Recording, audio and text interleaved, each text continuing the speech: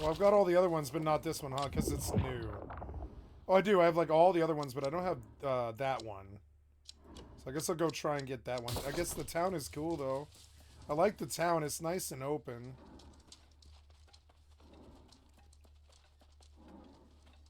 Yeah, it looks awesome in terms of scale.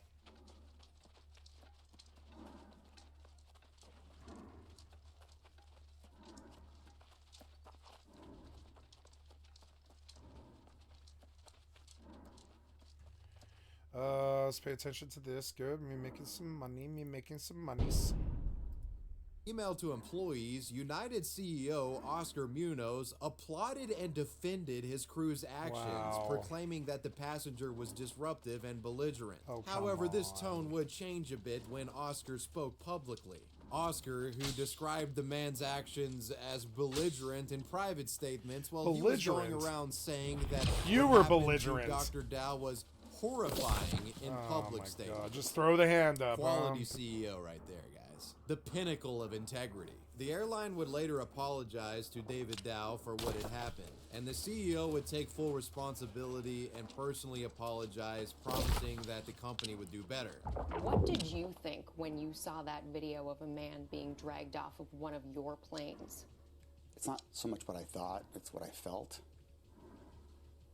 Probably the word ashamed comes to mind. Yeah, shame. You know, as I think about our business and our people, the first thing I think is important to say is to apologize to Dr. Dow, his family, the passengers on that flight, our customers, our employees. That is not who our family at United is. And you saw us at a bad moment. And this will never happen again on a United Airlines flight. In an effort to remedy the bad PR, United Airlines also elected to compensate all passengers that were on the same flight as Dr. Dow. David Dow was seen as quite the sympathetic figure in the media, and many would reach out with support for the man. On April 11th of 2017, the law firm representing him put out this statement. The family of Dr. Dow wants the world to know that they are very appreciative of the outpouring of prayers, concern, and support they have received. Currently, they are focused on Dr. Dow's medical care and treatment. While Dr. Dow was healing, his daughter would speak publicly to the media, telling them that her and her family were horrified, shocked, and sickened by what had happened, but they remained hopeful in his recovery. What happened to my dad should have never happened to any human being, regardless of the circumstance. We were horrified and shocked and sickened to learn what had happened to him and to see what had happened to him. Now, it probably comes at no surprise to you guys that there was going to be a civil lawsuit component to this situation, and you might be pleased to find that a settlement was reached that reportedly favored Dr. Dow. On April 27th, Dr. Dow and United Airlines reached a confidential settlement. The exact figures of what was exchanged isn't publicly known. However, one of the terms that was released publicly was an agreement within the settlement that stated Dr. Dow would not sue the city of Chicago, as the city was somewhat responsible for the security that ended up beating his ass up. In the wake of this, United Airlines would announce 10 policy changes, which included raising the maximum amount of travel vouchers up to $10,000 and a $1,500 no questions asked fee for permanently lost luggage, as well as promising to reduce overbooking. Despite them trying to avoid any repercussions, this incident would have some impact on the Chicago Aviation Police. On June 29th of 2017, the Chicago Department of Aviation Police were decertified, and the agency was no longer a police agency and were now officially regarded as nothing more than a security force. And finally, to wrap things up, we get to Dr. David Dow's first public appearance following this, an appearance that didn't occur until 2 years after. 2 years following the incident, David Dow would do an interview with ABC News. In the interview, he spoke about the footage, relaying that every time he watched it, he just cried. Have you watched the video? Later on, What's that like to watch? I just cried. Yeah. Traumatic as hell. I can hear you screaming. Yeah, like it's like the pigs came to come kill him. I don't know how to cry. The pigs When asked came. how he handled the attention and It was like the pigs stampeded him, and I think it's the worst trauma that a human can short of death. You know, short of death. I think the worst trauma a human can be engaged in is when the pigs come. When the pigs come. you know, and they just drag you away. Like, that's, for no reason. That's all our worst nightmare. For no reason, man bought a ticket. You've got to honor his ticket.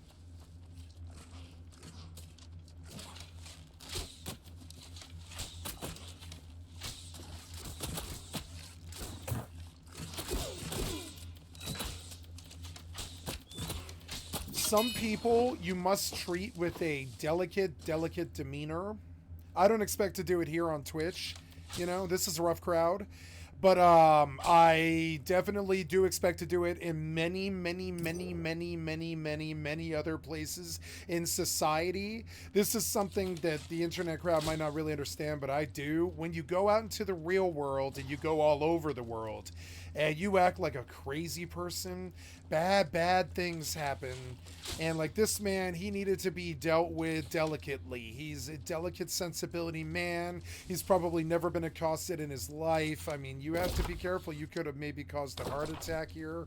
I mean, he thought he was just being killed by, he thought that maybe because he was Asian or something, you were going to kill him. And he had seen all the news and the 9/11 stuff, and he just didn't know what was going on. And I don't blame him for being like, kill me, just kill me.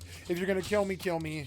But you're not gonna say that my patients died because, you know, because I wasn't there. You know, you gotta wonder. Like, I mean, he doesn't know what you want from him.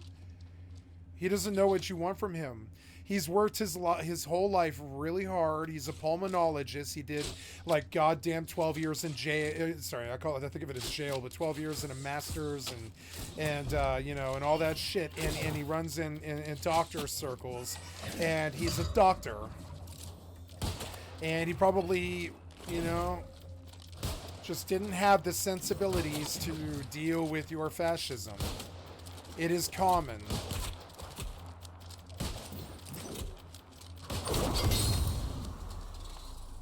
It happens all the time. People don't live by the gun or violence or any of that, or being pushed around or any of that other stuff like that. Some people just don't live like that. They don't understand it, and they clam up and they lose their identity and just become like a scared child when this stuff fires off. And can you blame the man? He was trying to take a ride home on a plane. Can you blame him? He didn't see that coming. And you just gotta treat him like garbage and say it's his fault. And I mean, it in a way, it is his fault. He put his foot down, but you sold him the ticket. Did you expect something else? I like skip intro, and I wouldn't mind getting lost in the skip intro world, but maybe there's some wavy web surf that I missed. Internet heroes with shocking backstories, the darkest internet true crime rabbit hole, the illegal bootlegs that broke the internet. Oh my god. This trashy stuff, I'm gonna get off it. Life after prison for people with mental illness. Sounds really uplifting. We already watched this one. Let's look at this just because it's pertinent to me. It's pertinent to me, so I'm gonna watch it. He got my interest. He's smart. Look, he got 8,000 views. There are some Fallout like fans, you know. Fallout's about to be a renaissance. You know what I'm saying? There's like a television show coming, and 76 got a new expansion, and Fallout 4 is getting a revamp and remaster, like just for free. Yeah, 4 had a lot of problems. I know because I've been playing it lately.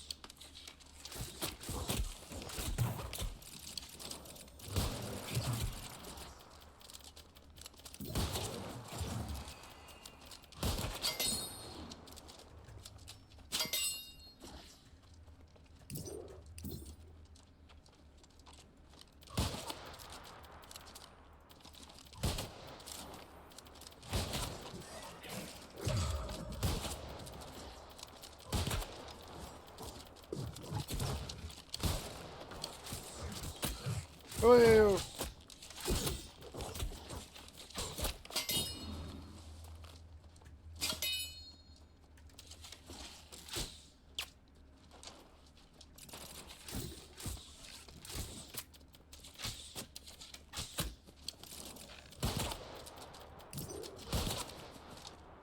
cute.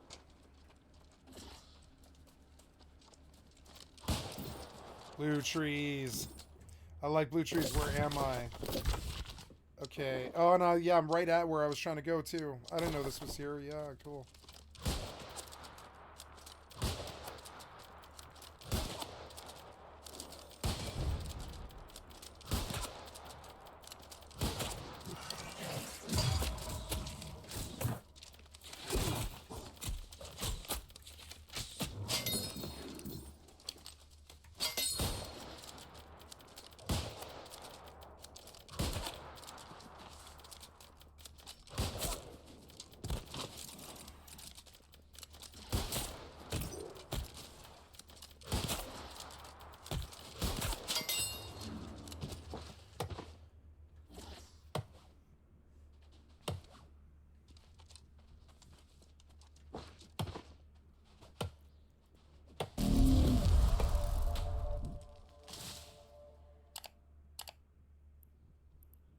Hey everyone, and welcome back to another Fallout 76 video on the channel. It's a Tuesday, which means Thank you, it's time DTD to Gamer. go I'd over like to and sub to your review channel. the Atomic Shop for this week, and like the last couple of weeks as well, if there is anything in particularly exciting, any new items, I may just do a review of them yet again, because I've been enjoying doing them, and it appears you guys have been enjoying them as well. So yeah, if you don't want to miss that, make sure to subscribe, and if you enjoy this video, hit that like button, show some love for the channel, and let's dive in and find out what is in the store this week in the Atomic Shop. So, oh, nothing new this week, right? Okay, so we've finally got a sales week by the looks of it. This is including the Captain Cosmo's Power Armor Bundle. This is for 1,350, including the Look at the Stars wallpaper, Captain Cosmo's bed, Captain Cosmo's jetpack, and Power Armor as well. This is from one of the early seasons. It must be from before I jumped over onto PC, so I'm going to say season 1 or maybe season 2. I can't remember off the top of my head.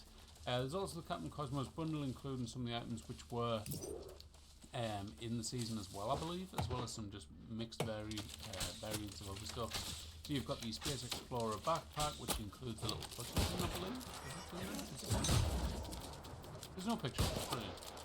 Look to the Stars wallpaper, Captain Cosmos player icon, bed, the pink suit, green suit, the helmet, flying saucer player skate, the blue Captain Cosmos suit, the Theremin jungle player icon, glow in the dark wallpaper, and the Captain Cosmos suit as well. So basically, a bunch of suits and a couple of other bits and bobs.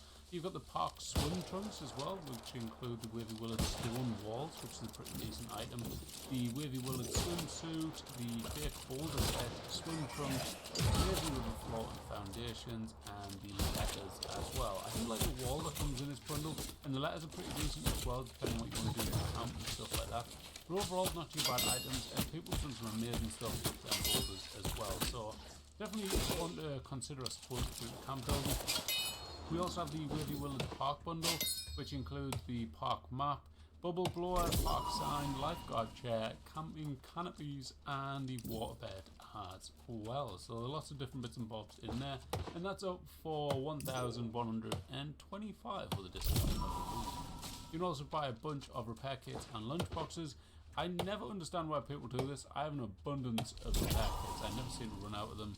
And lunch boxes you can buy with gold bullion, so I don't know why people do it, but some people do. Enclave Returns bundle is also there with the Enclave Polished Steel Turret set, Enclave Signalman hat, and 5th right up the store this week in the Atomic Shop. So, oh, nothing new this week, right? Okay, so we've finally got a sales week by the looks of it. This is including the Captain Cosmos Power Armor Bundle. This is for 1,350, including the Look to the Stars wallpaper, Captain Cosmos bed, Captain Cosmos jetpack, and the Power Armor as well. This is from one of the early seasons. That must be from before I jumped over onto PC, so I'm going to say season 1 or maybe season 2. I can't remember off the top of my head. There's also the Captain Cosmos bundle, including some of the items which were in the season as well, I believe, as well as some just mixed variants of other stuff. So you've got the Space Explorer backpack, which includes the little plushy thing, I believe. It's in there. Is it there? There's no picture of it. Brilliant. Look to the stars wallpaper, Captain Cosmos player icon, bed, the pink suit, green suit, the helmet, flying saucer playscape, blue Captain Cosmos suit, the theremin, Jangles player icon, glow-in-the-dark wallpaper, and the Captain Cosmos suit as well. So basically, a bunch of suits and a couple of other bits and bobs. You've got the park swim trunks as well, which include the Wavy Willard stone wall, which is a decent item, the Wavy Willard swimsuit, the fake boulder set, swim trunks, Lazy River floor and foundations, and the letters as well. I do like the wall that comes in this bundle, and the letters are pretty decent as well, depending on what you want to do with your count and stuff like that. But overall, not too bad items, and people have done some amazing stuff with them boulders as well. So definitely one to consider, I suppose, if you're into camp building. We also have the Wavy Willards Park bundle, which includes the park map, bubble blower, park sign, lifeguard chair, camping canopies, and the waterbed as well. So lots of different bits and bobs in there, and that's up for 1,125 with a discount, I believe. You can also buy a bunch of repair kits and lunch boxes. I never understand why people do this. I have an abundance of repair kits. I never seem to run out of them. And lunch boxes you can buy with gold bullion, so I don't know why people do this. Enclave Returns bundle is also there with the Enclave Polished Steel turret set, Enclave Signalman hat, backpack, Signalman headwear, and Signalman outfit as well. Going on the next page is the stuff that came in last week. I did a review of this bundle, so if you haven't caught it yet, feel free to go and have a look back at last week's video. But yeah, there's some really cool stuff in there, including the Myla steamer. I really like that one. And it turns out it produces multiple different variants of Myla food as well. So definitely want to consider, because it looks awesome. And I want to see a camp with this as the Myla fireplace. I steamer? still haven't seen one yet. Okay. But yeah, I'm excited to see one when someone does do that. We've got the greatest hits as well, which is more sale items, including the games room bundle, including chip in a bottle, white shag carpet, glow-in-the-dark wallpaper, Voltec food ball table, West Virginia electric train set, and more glow-in-the-dark wallpaper as well. We've got the Hellcat bundle with the flag, mercenary beret, screaming eagle skin for the handmaid, mercenary field beer, Hellcat flag again, Hellcat player icon, and a photo mode frame as well. You got the summer barbecue bundle. This is down to 700, including the carnivorous plant, silver barbecue grill, black grill, the white strings lights, Voltec camping canopies, campfire, the mighty hot as well. Then you got all the stuff individually on the bottom, including the white lights, which I can't remember. Did I read that out? Is that in one of the bundles? I'm not entirely sure. God knows. But it's there if you want. You can also buy the hot tub by itself as well if you're not wanting the full bundle. So there you go. This now is some of the stuff which is leaving soon, which is the stuff that came in 3 weeks ago now, I want to say. So I'll not cover that too much, as you've all seen it for the last 3 weeks.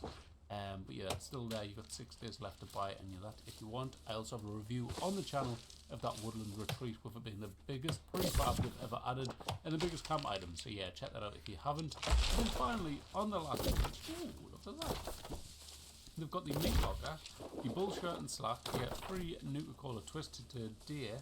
But look at this, you've got Fallout Fresh, you can get the Skulls Fire Pit. I haven't seen this in the Oh, store he got for the other one. quite No. some time now, and if you want to raid a camp or something along those lines, it's definitely one to consider, because it's a pretty cool This place item. is awesome. And then also for the daily item, you've got this fantastic frame. Yet again, I should stop putting the frames in every Tuesday, because I don't think anyone's buying them. Someone, well, I guess people must be, otherwise they wouldn't be putting them in. But yeah, never mind. That's it for the Atomic Shop though for this week, guys.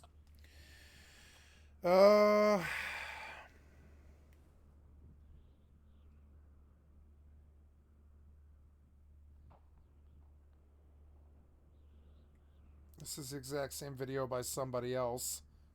They're all copying each other. That's so sad. Oh my god, that's how you build a career doing this? They think of it as a job. They're like, entertainment should be clocked out like some kind of machine, and all the kids need their information, so we're an informational stream. We're just gonna clock shit out like documentaries. And it's like, yeah, I get it. But it's also like, that's not entertainment, not really. I suppose it's helpful, I gotta say. I'm not a hater. Whatever. It seems like you might have better potential than that.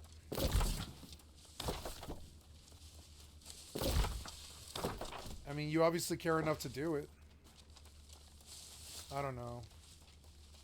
Take it full time. I don't know. That kid's doing better than me. So I'm not one to talk. So whatever. I am too critical, having not had success myself, you know? I should shut the fuck up.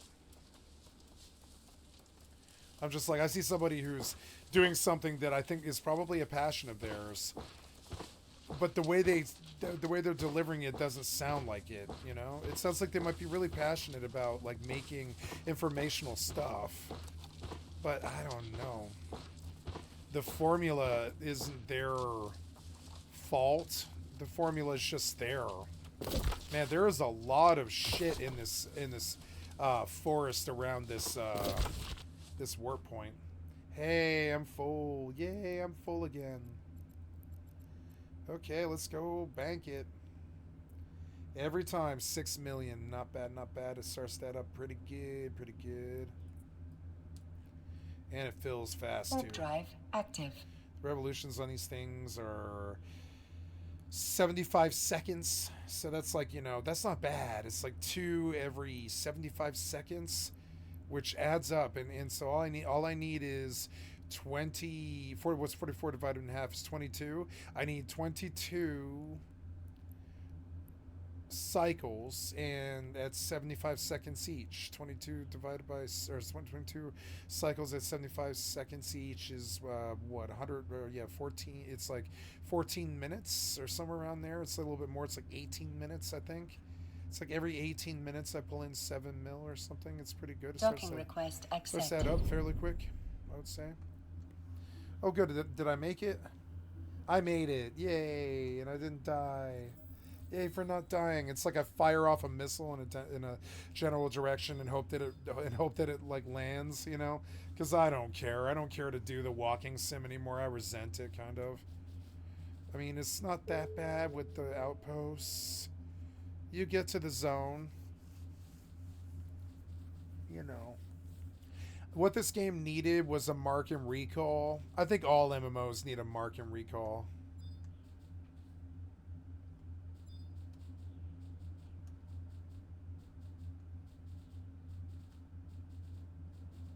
Even if it's your house. But maybe I'm crazy. I don't know. 14 did it well. There was crystals everywhere. That was a really good way to do it. 14 did it best, I think.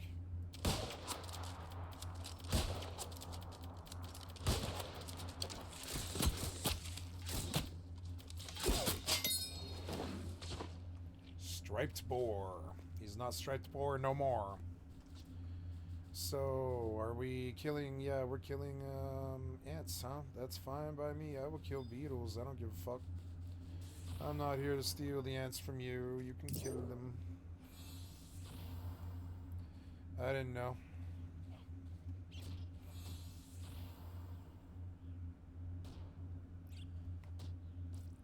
That guy is an RSE out here.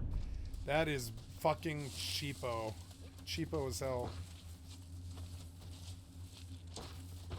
He must take so much damage.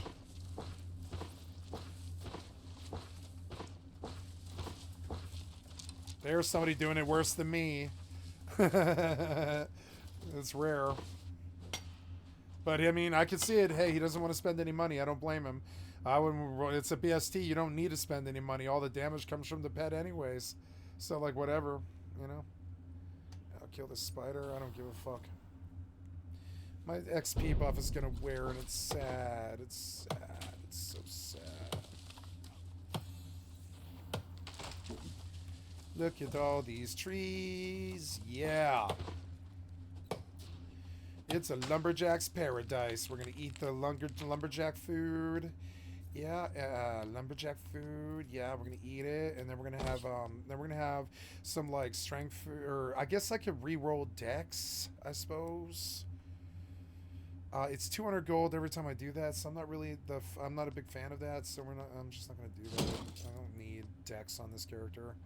Ooh, a potion pack, nice. Nice, that's good. Yep. Ooh, Azos all cool. What is ASOS salt? I don't even know.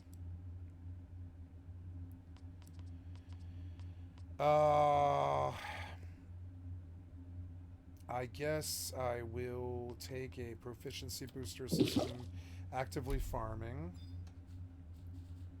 I'm just gonna kill everything, I don't care. The beetles are good XP. It doesn't matter to me. And sooner or later the Mithril will leave. I need a gem. You know, it's funny. I keep thinking about Final Fantasy XI and my old crew from the Minthra era in Nozomi, which you guys weren't there for that, but like, I had a whole set of friends in Nozomi, and I keep thinking about my friend Zachary and how he executed his playstyle on Final Fantasy XI, which was completionist. And I think I'm gonna chase his style, and I'm gonna use what I consider to be a luminary style. I know that sounds kind of biter, but I just had never seen it. I'd never seen somebody brave enough to do it. Someone willing to just embrace the lengthy nature of these games and just get everything done, even if it takes fucking forever. And he was on his own grind. He would be out there fishing for goddamn 5 months, you know. We called him like we call him Zach, but like oh, that is a nasty spider on my table. I don't want it on my table, so goddamn it, no. I'm not really aware of where he went. That's kind of crazy. Where did the spider go? Did he fall? Go. Oh, I thought it was on my arm for a second. I was like, it wasn't though. A piece of dirt. Where are you, spider? You went somewhere. Yeah, whatever. You fucking asshole. Where'd you go?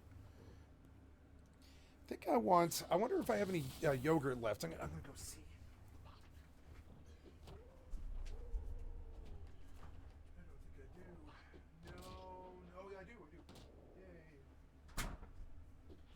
I was like, yeah, I want some dessert.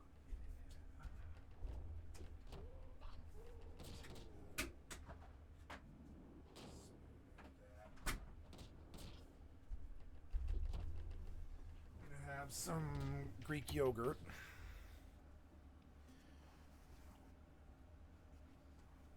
I like Greek yogurt. It's good for my damaged throat.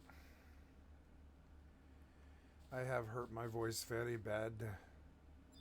It is annoying. It is annoying to me. I've damaged my voice screaming, and I need to stop. It's one of the reasons why I turned off the chat on my channel. I know that one of the reasons I'm screaming so much is I have an audience. If I don't really feel like I have to be responsible to, or, you know, not responsible, but accountable to anybody, I don't scream as much. It's very weird, but it's, you know, it's psychological, but it's true. Nope.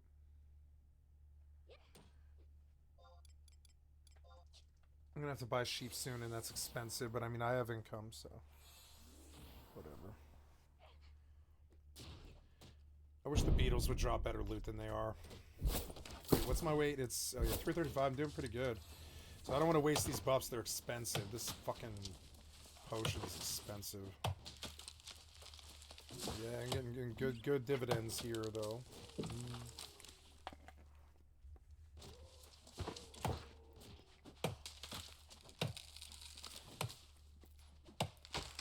I gotta say, AGS did understand my lust for chopping trees. They got me with that one. I'm so addicted to it. I'll chop trees all goddamn day. I don't care. Rather chop trees than mobs.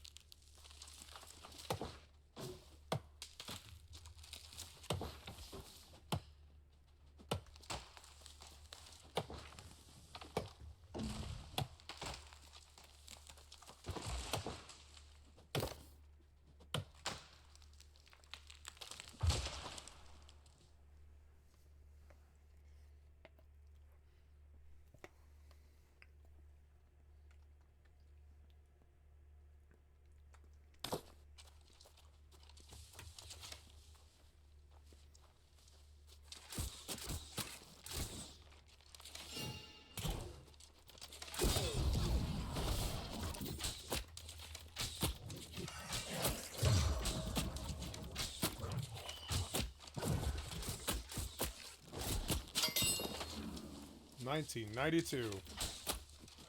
1888. How low can you go? 1992.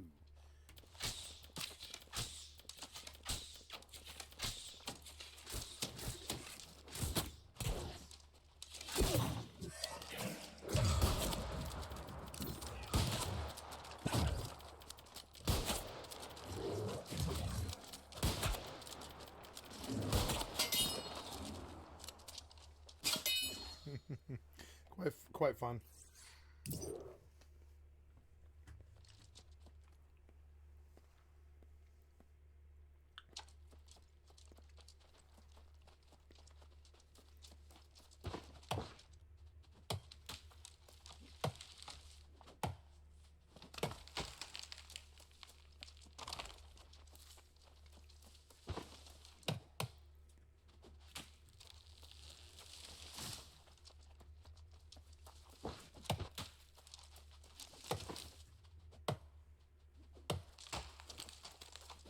Ooh, blue trees. Lots of blue trees. This place is hella fat with trees. This is like the best place in the fucking... There's like 7 blue trees on screen right now. These things are so annoying, but...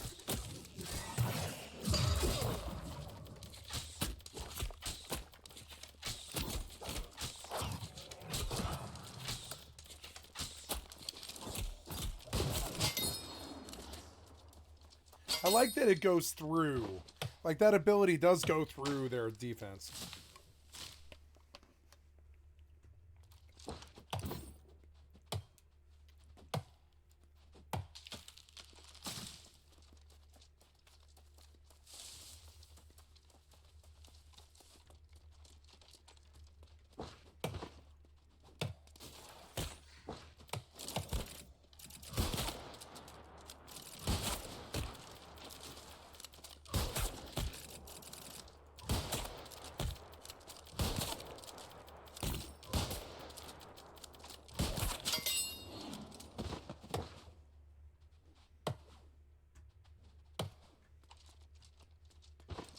$205 wordwood.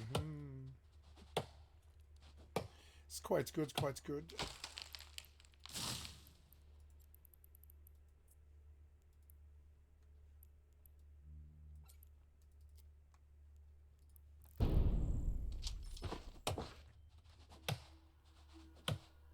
Oh no.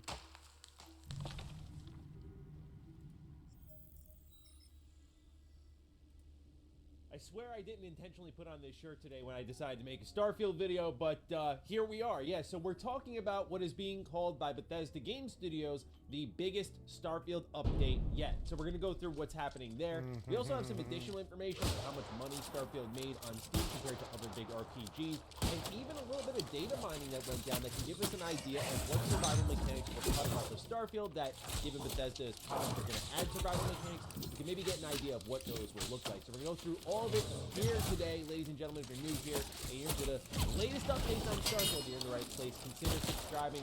Let's begin with the 4-tweet thread from Bethesda Game Studios and discuss what they are calling their biggest update yet for Starfield and what it exactly entails. Or they write, next week, on January 17th, so this week, we'll be putting our biggest Starfield update yet in beta, with over 100 fixes and improvements, with a planned release date for all players 2 weeks later. Here's some of what you can expect.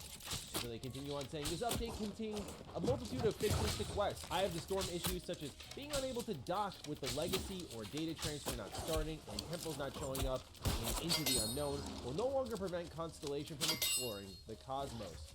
Additionally, this update brings stability improvements and numerous graphic improvements ranging from additional widescreen support to improved textures, lighting, and shadows, with a before and after image where you can actually see there is an improvement to the character models. Also, other fixes and improvements include sky disk geometry, planet ring shadows, bulldozed objects reappearing when returning to an outpost, ship hatches marked inaccessible, and another fix for asteroids following ships. One of the things that I'm very sure about Bethesda is their corporate culture. And they don't like being hit where it hurts, which is the pocketbook. And they know they kind of fucked up with Starfield a bit. And so now Todd's like drumming up their corporate culture and trying to get them to write their way and steer their craft in the right direction. And they're remastering Fallout 4 and doing what they can to try to re-win our love or whatever.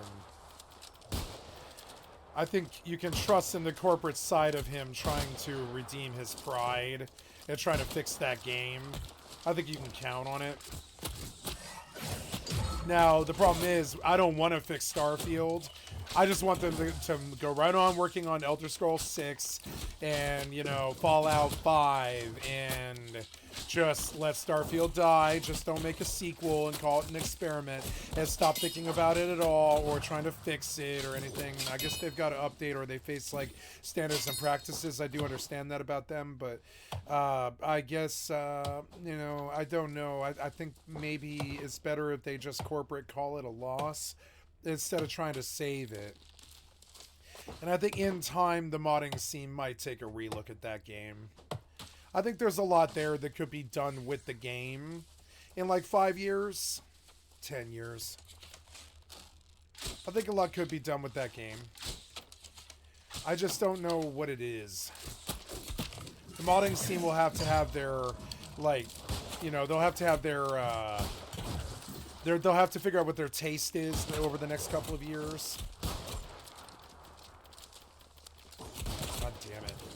It is so annoying when you just link it like this. It is so annoying.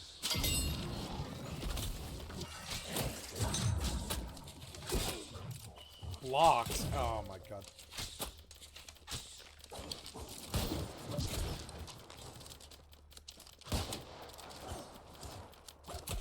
The blunderbuss would be a better offhand to this bow and arrow than the musket would be. But I want a level musket. Oh no. Can I switch gear? Oh no. Alright. Well, at least that thing hurts. Oh my god. Oh, that hurt. Move, move. They might kill me, I don't know. That one went through all of them. That's good.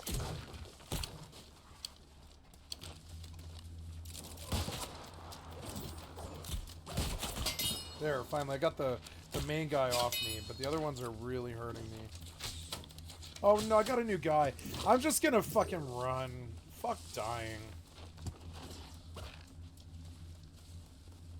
Fuck all that link and everything. There's no reason why it needs to be that bad. Oh god damn it, let me go, man.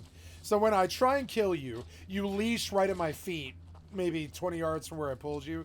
But when I run, you'll chase me 100, 200 yards.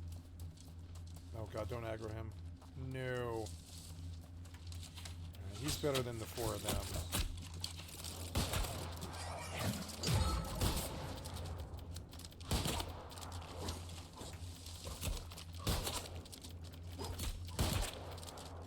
Ah.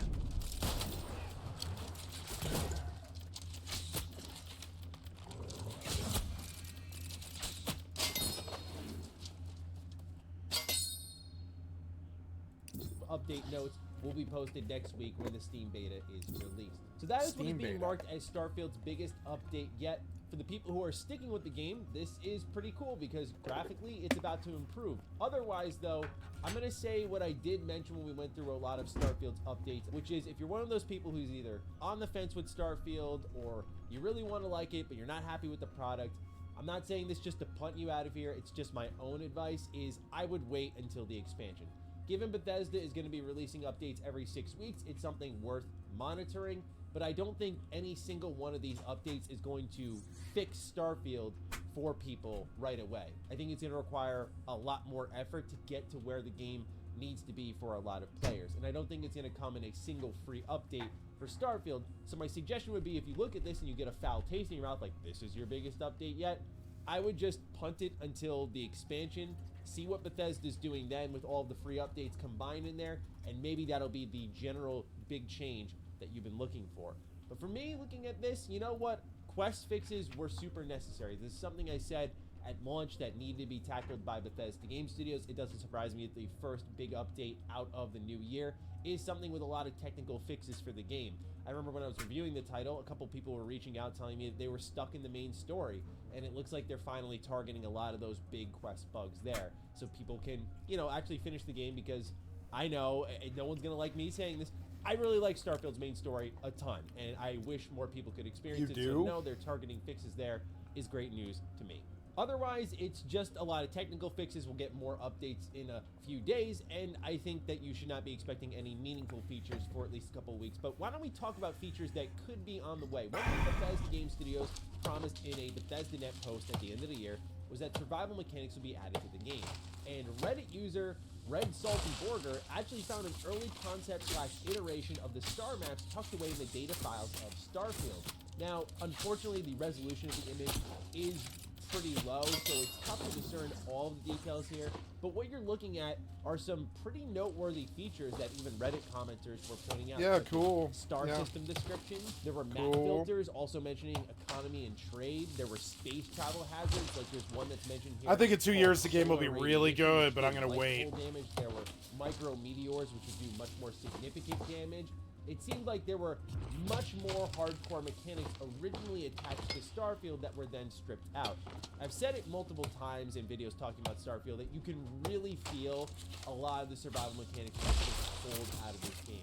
For what reason, I could imagine with game balance, but I definitely think it was to the detriment of this product, because a lot of objects that you find in the world, while the interiors, I love the decorating of them and how many items are laying about, very few have actual use and purpose. And much like New Vegas in its hardcore mode adds a lot of meaning and value to all the items in the world, I feel like Starfield could benefit a lot from some sort of survival mode here. Although I do imagine that probably what Bethesda was struggling with was like fuel consumption. That was probably going to be a limited resource. And then that dovetails into keeping players stuck on a planet. So it required more time and more balancing. And that's why I do have a level of optimism about Bethesda Game Studios maybe getting major features into the game sooner than we expect, only because I feel like for how long Starfield was in development for and how much they had to chop down just to polish it up and finally get it out the door, which we know how much QA was on this game, that they just needed to get They should have waited. at a certain point. At least They stepped like 2 years too early. They were dumb. They should have waited. Like, they definitely rushed that so bad. When I came in, I was like, this is a rushed game, I think, and I don't want to say it because I was so scared of saying something that might be wrong, you know? Like, I was like, I believe it's a good game, and I still do, because it's got Fallout 76 combat and Fallout 76, like, endless combat, and it's a great single-player game. And now that I think of it, I believe I will probably get an offline copy of Starfield, because as far as, like, endless games go, it's not a bad endless game, I don't think. Especially if they keep fixing all the problems and everything. It's just not a good game. When I think of Starfield, I think the value of it would be to RP and making your own story. And, like, honestly, when I think of layering on your own story to Starfield and having it be like a simulator for you, and I think it definitely needs a mob spawner on those empty levels. Like, I thought I saw a lot of potential there. They mentioned that the planet surface itself was actually very small, which was true. But what I did see there was a lot of open space that could be filled with lots and lots of mobs, like an MMO. Excuse me. And so, you know, and I think that's, you know, that's a good thing. I think they definitely got that part of Starfield correctly well done, and the combat is good, especially as our machines get better.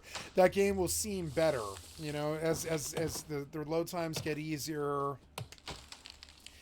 And I think with the right mods, the right mob spawner, but I worry maybe that Bethesda is really worried that the modders abandoned their game. Because if the modders abandon their game, there's no saving it. You know, there's, like, the reason Skyrim's still so good is the modders. It's not because of Bethesda. I mean, this is true. Bethesda did not really leave. Like, I hate to say this, but, like, I would say that, Obsidian left a playable product when they finished Fallout New Vegas. I do not believe that is the case of Morrowind or Oblivion or Skyrim or I would say 76 is finished now. But and Skyrim is finished now. Between the mods and 76, I think those are finished products. But everything else isn't. Like, and I'd say Oblivion is too, and so is New Vegas. But I mean, New Vegas was not really Bethesda. It was, but it wasn't. And you know, it's hard to nail the problem on the head. But I know that, like, the real value of their games is replayability and how interesting each time is, and maybe you add something or take something away, or maybe you RP something. I'm only a rocket guy and I only spill guts on the ground, you know? Oh, I think I left my pen somewhere where it fell. I think. Damn it. What happened here? Did it fall? See it. That sucks. I always try to track it down because if I don't find it, I might lose it for days, you know? And I try to remember where I just lost it. I'm sorry, I'll be right back.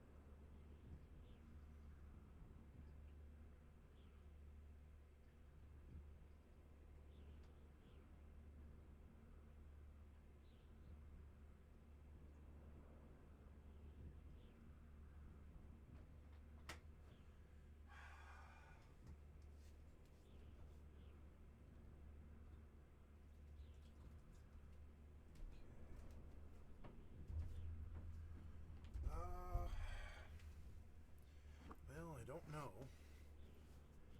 I don't think it. Oh, I see it. I see it. Cool. Yay. There we go. Oops, some fell out. Lots of lights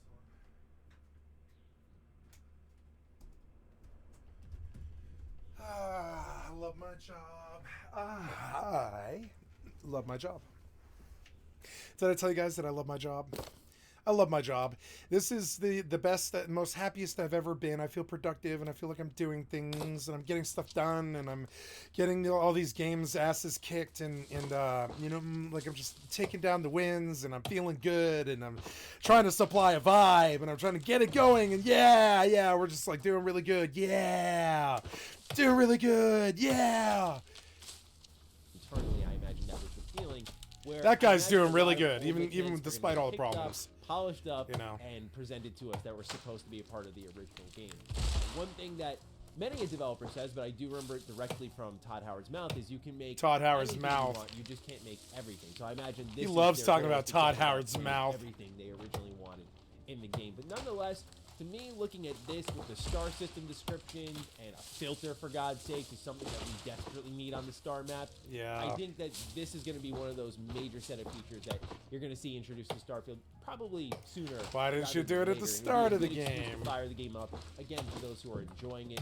And I think for a lot of people, one of the big complaints, which I always say, I go back to, is I think Starfield's biggest problem is really how it's designed. Is this could address some of that for some people. We'll see. I need a mob spawner, and we're Last little good. bit of news I wanted to go over here today was actually. You know, I'm gonna leave a financial. comment on this video. You know what Starfield needs?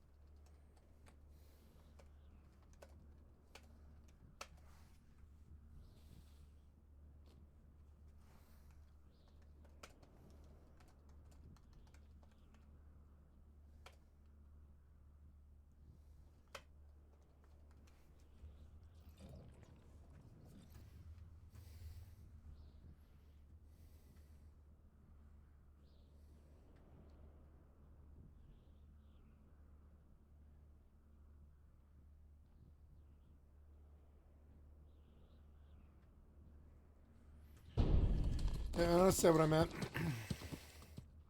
relevant. There's been a lot of debate, especially now with. All right, so the last time thank you, Mr. Matty Plays, for the excellent content from a stream. I've intentionally liked put and on this subbed to shirt your today when I channel. decided- All right, Thank, so the thank last you, time Force Gaming. I have liked and subbed to your channel.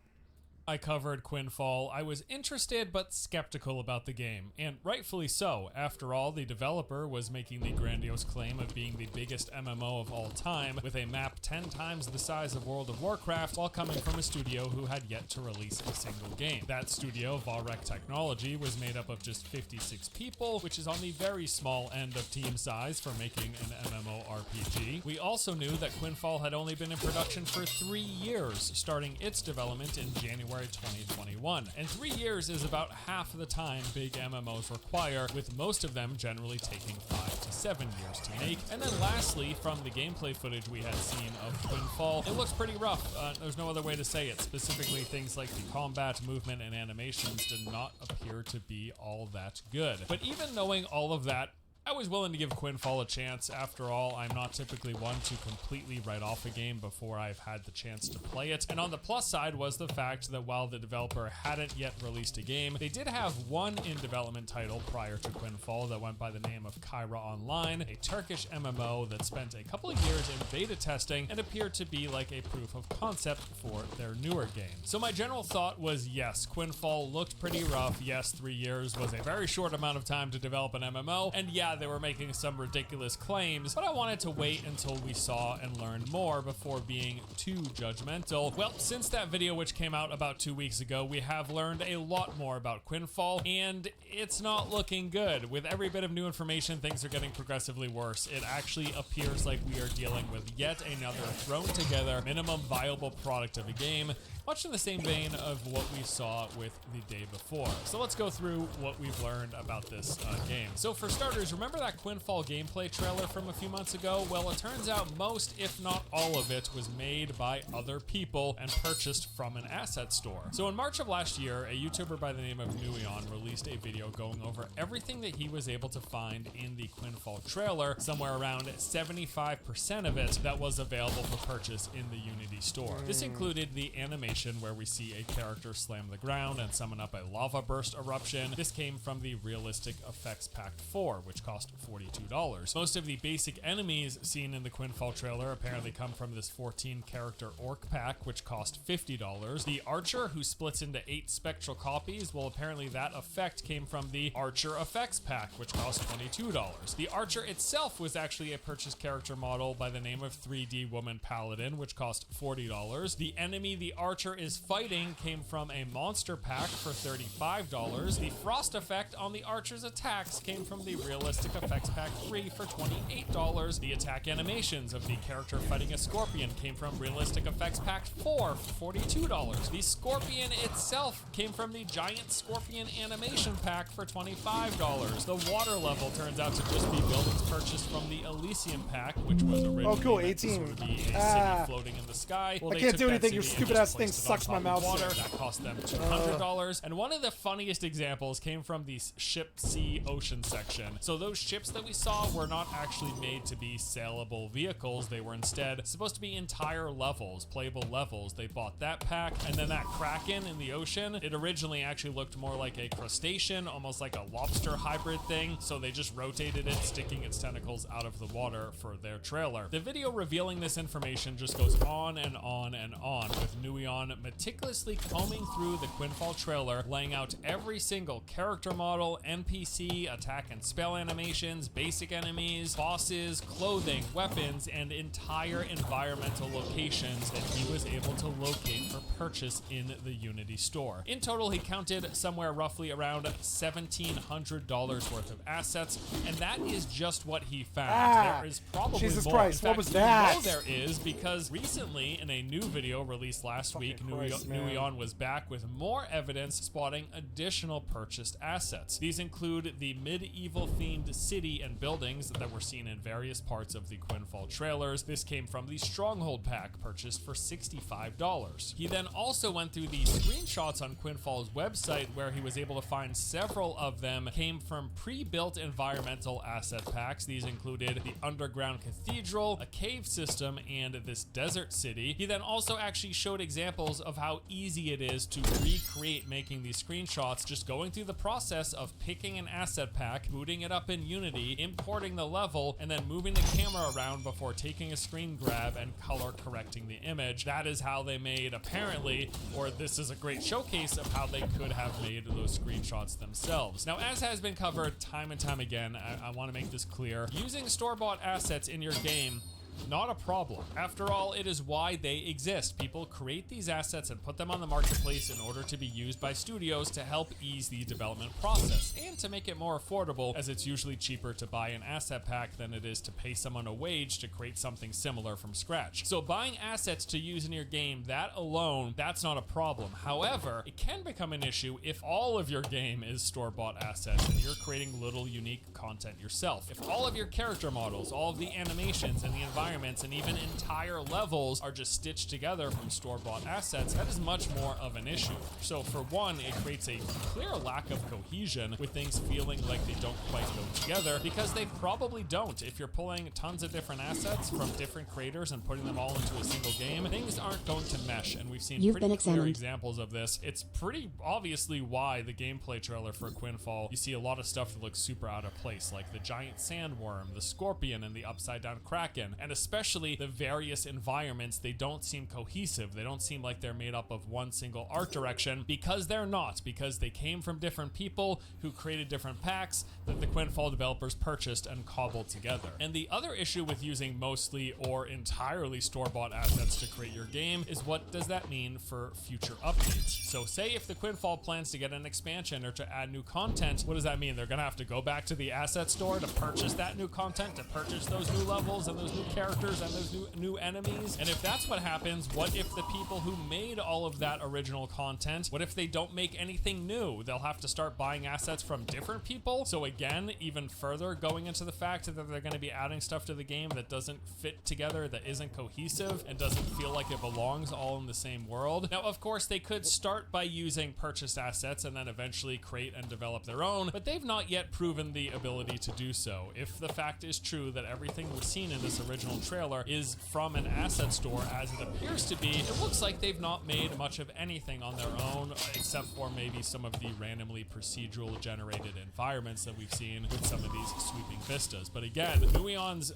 various videos have clearly showcased direct one-for-one copy-paste of various asset packs, character models, weapons, clothing, enemies, bosses, environments, entire levels. The evidence is abundant, so feel free to check out those videos if you want a more detailed look at all of that stuff. But the use of store-bought assets, like I said, in and of itself isn't a bigger issue. It does paint a picture of us questioning whether or not the people who are developing this game are capable of creating their own stuff. Is cobbling all of this together really going to result in a good game?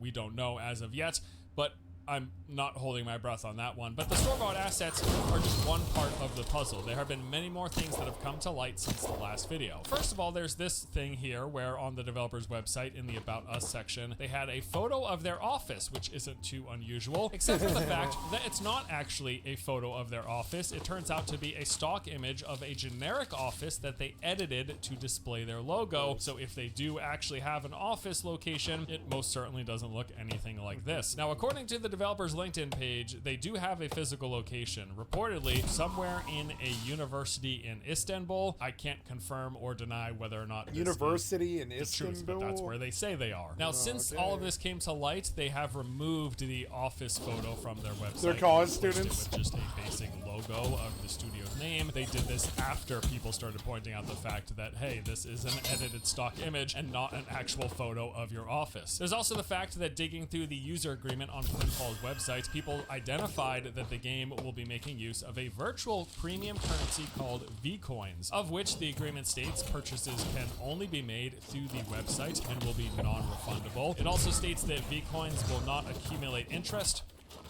okay. Now, one image that we've seen of Quinfall did showcase the game's menu, and in that we noticed a store icon that had a giant V on it. Clearly, that is for the V coins. That's where you're buying. No, V I'm not coins, trying to do where that. You're spending V coins or whatever. And speaking of interface, parts of Quinfall's UI appear to display the health, mana, and character level that is a direct one-for-one copy of the UI that's used in Black Desert Online. Now, beyond that stuff, there's the studio's prior game that was in development called Kyra Online. Now, as mentioned in the last video, Kyra Online began its development in 2019. This was an MMO based on Turkish mythology, and while the game looked low budget and fairly dated, I was actually somewhat impressed. Apparently, they had released Kyra into beta in 2020 after only 1 year of development, and it was said to be made by a team of less than 5 people, originally starting with 1 developer that built up to a team of 5, and then after a year of development, they released Kyra. And yes, the game looked pretty rough, yes, it looked dated, but it also seemed functional and playable, and that was actually one of the things that left me feeling a little more hopeful about Quinfall, but boy oh boy,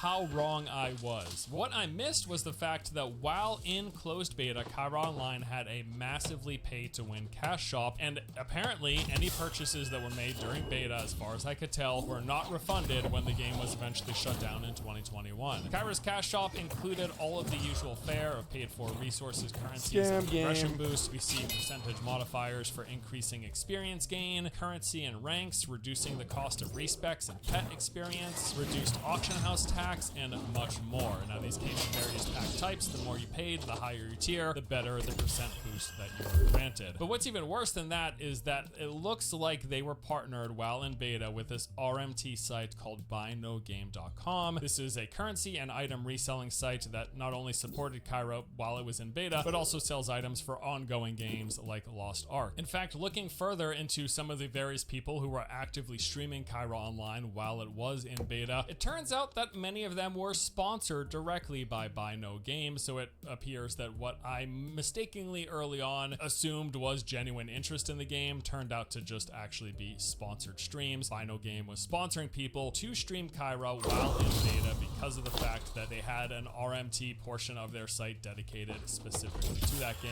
so they were just trying to push traffic basically to the RMT site, and that is why there were hours and hours of Kyra Online footage online when I originally researched the game. So while some of this information has been around for many months now, a lot of it started to push to the surface in recent weeks, and as a result of this, the developer has came out with a response. In fact, just earlier today, they posted this on Twitter. As we continue to develop the world's largest MMO universe, Quinfall, spanning an impressive 216,000 square kilometers, they're really leaning into this, right? We want to maintain transparency with our users. In our development process, we leverage some ready-made assets to focus more on refining general mechanics and enriching the overall content. Our approach emphasizes that the significance lies not in using ready-made assets, but in creating a versatile structure that can incorporate them seamlessly. And that is absolutely accurate. There's actually nothing wrong with that portion of the statement. It's true, as I mentioned, using pre-made assets, they exist to be purchased and to be used. That's why these asset stores are there.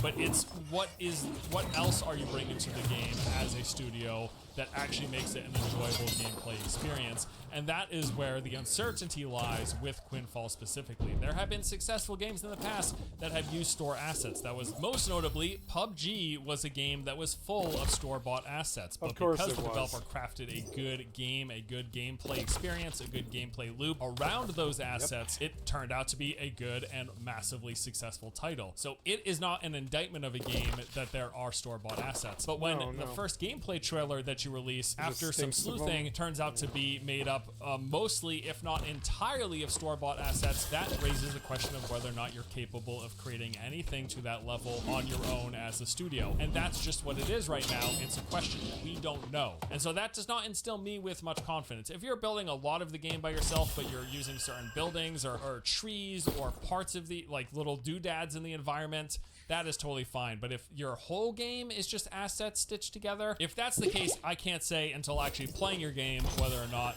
you as a studio can turn that into a fun experience. And that is one of the things we can't tell in this video. We will have to wait and see until it actually comes out.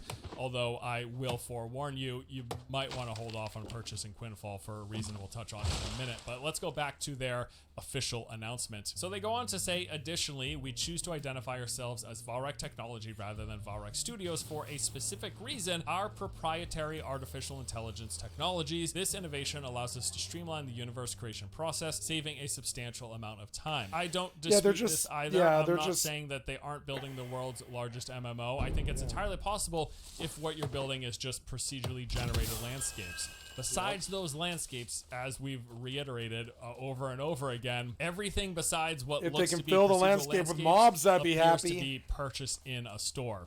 That's so again, the secret. That is where our lack of confidence. Fill the land with mobs, and we're good. Moving on, they say presently our aim is to produce a video that showcases the extensive like New World. You never go without a mob on screen, ever.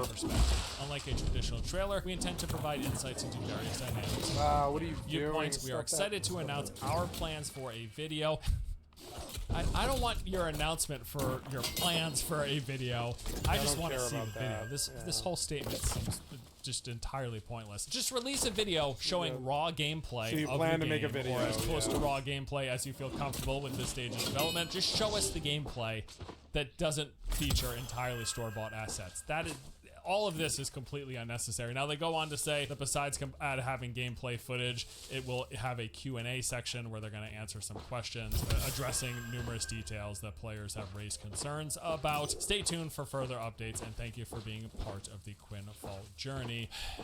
I just want to see the trailer. These statements are so useless for the most part, but I did want to let you know that this is the official statement that Varrock Technology came out with. Now, outside of this response, there's one more thing that I need to mention before we wrap up the video. So while I was making the last video, Quinfall was scheduled to release onto Steam on January 30th. Since that time, the launch has been postponed. The release date on Steam is now listed as coming soon, and the game will instead be entering open beta at some point in the near future. Now, originally on various Q&As from the developer, they said that all beta testing for Quinfall would be entirely free. However, that too has changed. The closed beta is free, but anyone who will gain access to this has already been invited. So if you don't have an email with a code, you're not getting into the Quinfall closed beta. That beta will be under strict NDA, they said. Now, the open beta that they're planning on releasing sometime in the coming weeks to months, that is not free. It will be requiring a purchasing of a pack through Quinfall's website, after which you will be sent a Steam key to download the game. That is not a good sign. The purchases that you'll be making to get access to this beta are happening off of the Steam platform. With everything else that we've learned about Quinfall over these past few weeks, I'm going to tell you right now, you should be very cautious buying anything from the developer directly from their website, because if purchases to enter the open beta are only available on the Quinfall website and not through Steam directly, should the game turn out to be garbage, which there's a higher probability chance of that being the case than when we last talked about the game,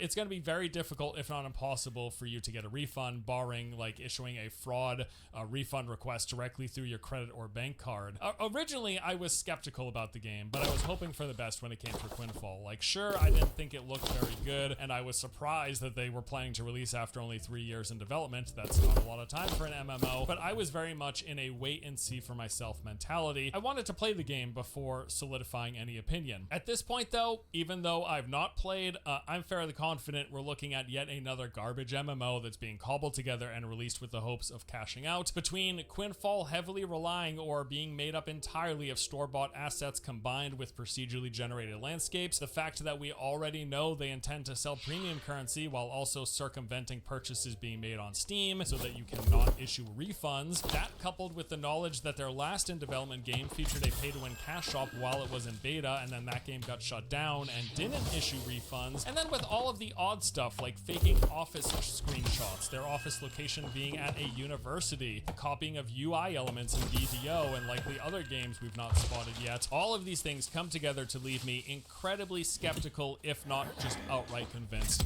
This is not only going to be a good game, it may very well be a scam. At the very least, we're probably looking at a asset flip combined with procedurally generated terrain, and they're going to be asking you to buy their game or buy access to their game not on the official Steam platform. Red flags absolutely everywhere. I would avoid this one at all cost at this point. We'll see what the future holds, but yeah, things aren't looking good right now for Quinfall. That is going to do it for today's video, though. Thank you, as always, for watching. Hope you enjoyed. I'll see you next time.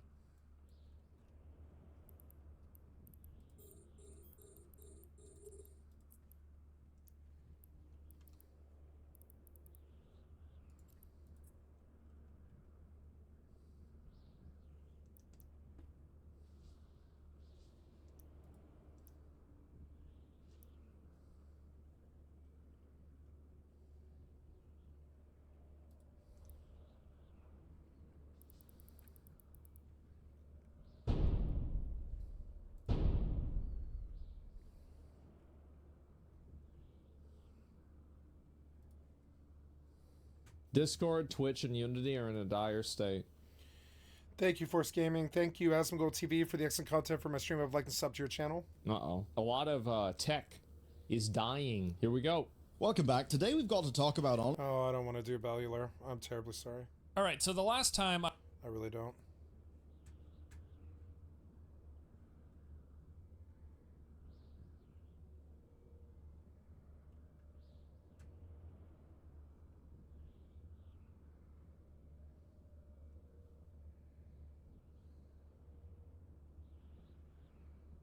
Alone in Finland? Why does it sound like Alone in Tokyo? Alone in Finland. That's funny. Killers of the Flower Moon. Life in the City of Zombies. Yeah.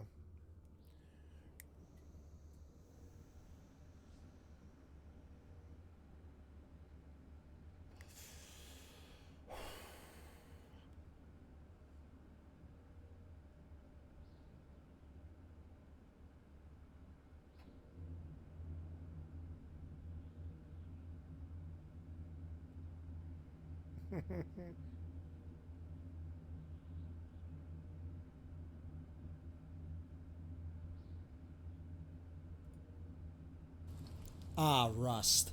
It's the game people like to complain about more than they like to play. Yep. Thank you, Beanos Online, for the excellent content of my stream. I'd like to sub to your channel. But with how much the game has changed over the last few years, it's hard to blame them. What was once a rugged survival game now resembles something closer to Factorio. Yep. Uh-huh. He's absolutely right about that. I've searched far and wide for a survival game that captures the same feeling of early Rust, but none are quite up to par. New World can be that was like until that. recently when I found one of the best survival games I've played in years in one of the most unlikely places. Roblox. That's right, Roblox. The community-driven game development platform, mainly patronized by iPad kids. Roblox gets a bad reputation because even though they give developers total freedom to code fully functioning games, usually the experiences with the most players are low-quality obstacle courses and meme games like DaBaby Car and Looks Maxing Simulator. Yep. Hold E to mute.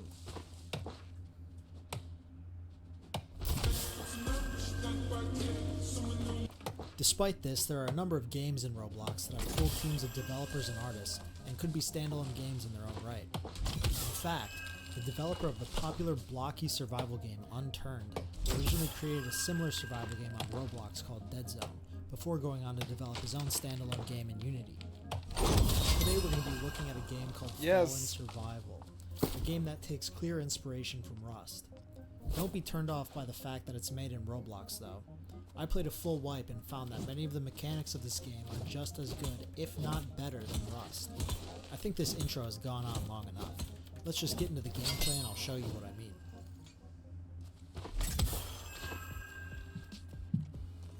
Maybe I can just 2Z slime on one of these rated bases here.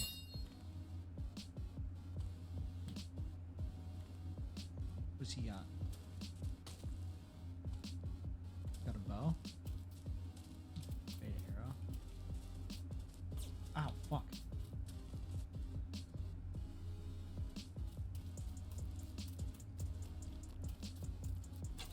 Uh-oh, bitch. Stab him! What are you doing? Come on. Come on. Finish the job. Ooh. How did you get him? How did you get him? He should have killed you. Did I just hear someone? Oh, I did.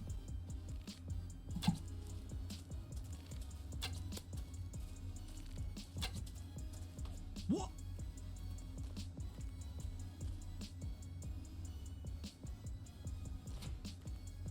There's someone on my base. Oh my god, it's just rust in the Roblox engine, though. Ooh. What do you got for me? This monument is kind of sick. It's junkyard, you idiot.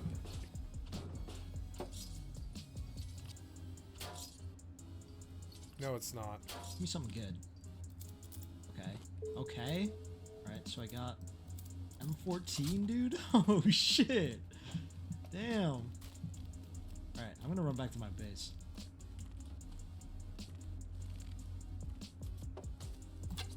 Got like a face mask. Headshot. Oh, he's out. Damn. Cracked. Nail gun. Okay. Wants to fuck with me.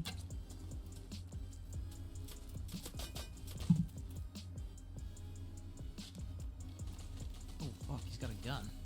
He's terrible though. Might be able to get this guy's shit. I don't know. I think the gun's terrible. Ass? He's dead? Yeah, you killed him. Well, that sucks.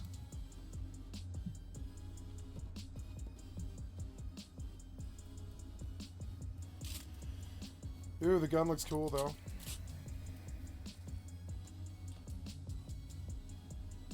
This guy trying to door camp me right now.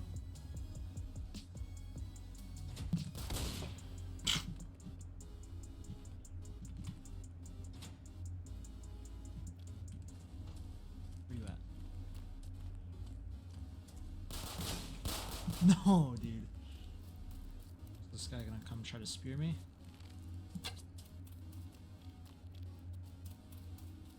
Here, buddy. Nice shot.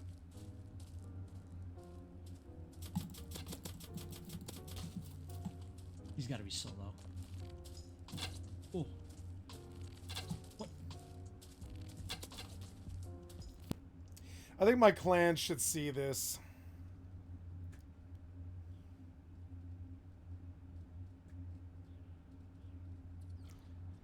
And I think I'm going to put it on their Discord.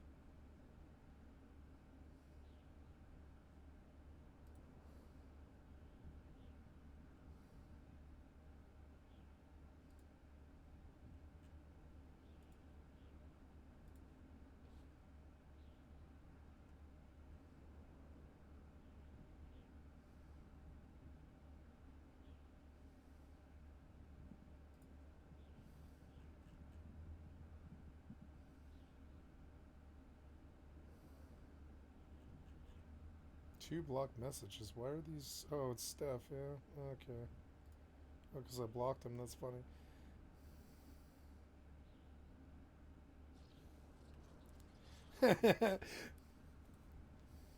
Man down.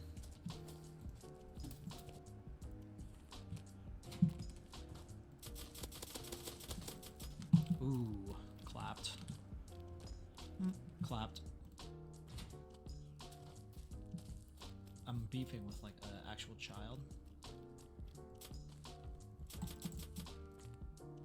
Come on. God, he moves so slimy. You missed a lot of shots because the hitboxes aren't good. Dude! Ugh. I can't believe you traded with him. Oh, he's probably fuming right now.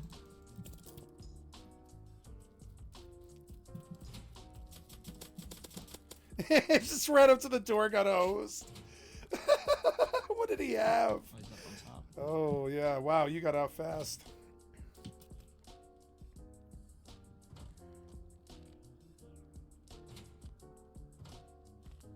That's him saying it. Oh my god.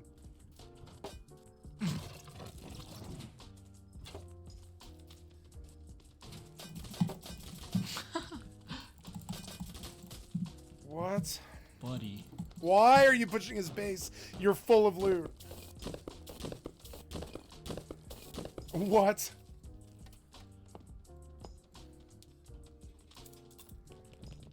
So just to give you some context here, throughout the video you're going to see me clicking upgrade on these different workbenches. And that's one of the primary differences between the progression of Rust and the progression of Fallen Survival.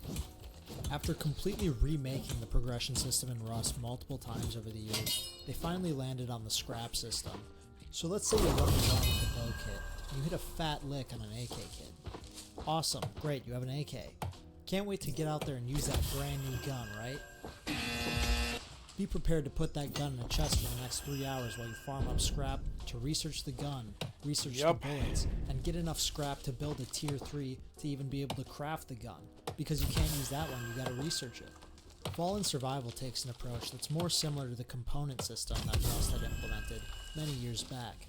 There's 4 main crafting stations in Fallen, each with their own purpose. Anvil is used for crafting weapons, the ammo press, self-explanatory. The carpentry table is used to craft base items and other high-tier workbenches, and the sewing table is for clothes and armor. Each table upgrade costs some scrap and some of the relevant components to that table. Every time you upgrade a table, it unlocks a new group of recipes relevant to that workstation. The rarity and usefulness of the items unlocks increases over time, but so does the cost of the upgrade. I find this to be a perfect mix of the component system and the scrap system.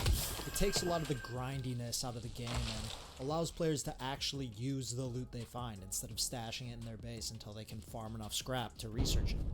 And similar to blueprints, once you upgrade a work table, you get to keep that throughout the wipe. So if you get raided, you can just build a new workbench and you don't lose all your progress. I think this helps keep players engaged throughout the wipe and discourages them from just switching servers once they get raided. I was recently playing Rust on a high pop server, where on wipe day, the server had 600 people on it. Yeah, 3 days later, guess how many people there are? 90. 8. There is 8 people on the server. That's Fallen Survival, on the other hand, every day I logged on, the server was full, up until the end of wipe. But anyways, back in the game, I just hit up a couple monuments, and realized I need to travel halfway across the map to go get a purple keycard.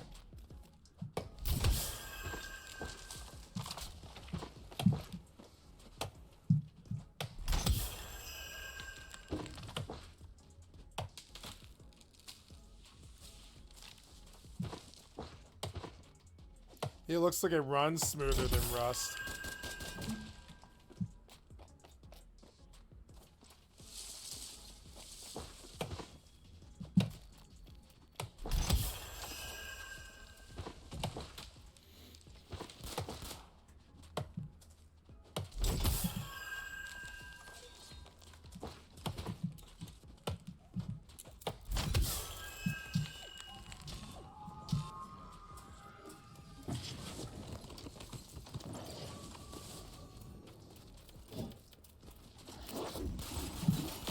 God damn it, you always go off the screen when I do that. Why? What happened here?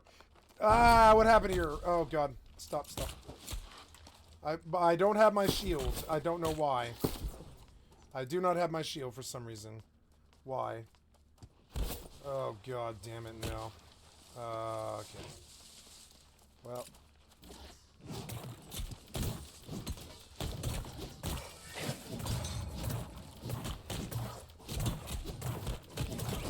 Oh. Please.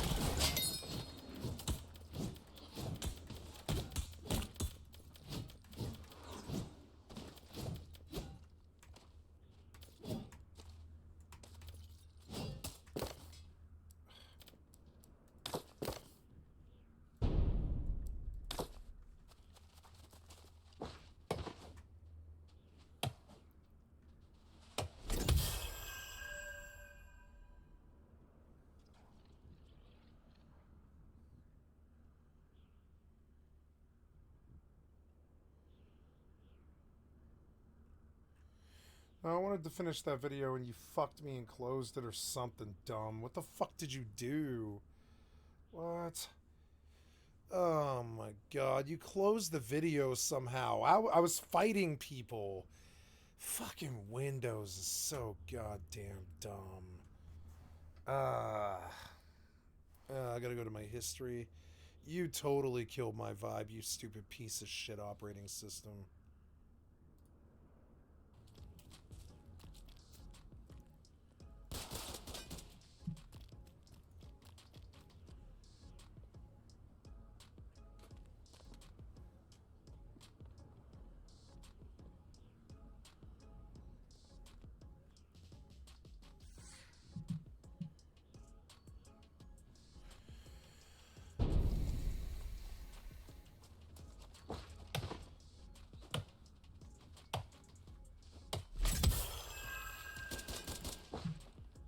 Damn.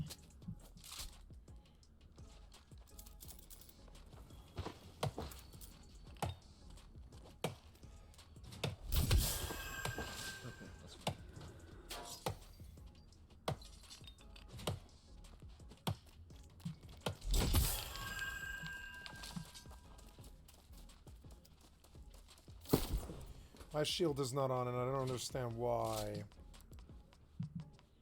There, you too. Yeah, there we go. After securing the purple and pink key cards, I was ready to head back to the submarine lab and do the puzzle there.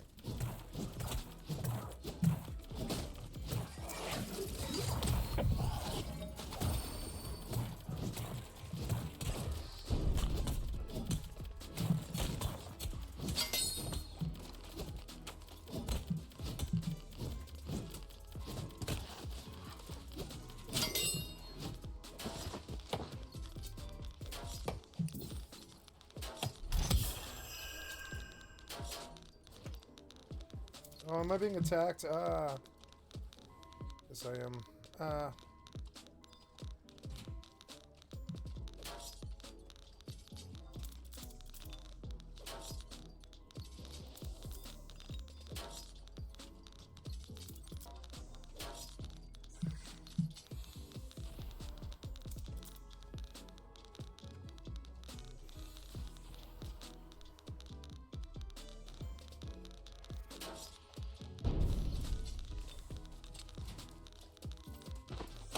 I successfully came out with massive amounts of loot, a couple of AKs, and some C4, but I paid the price with an incurable amount of radiation.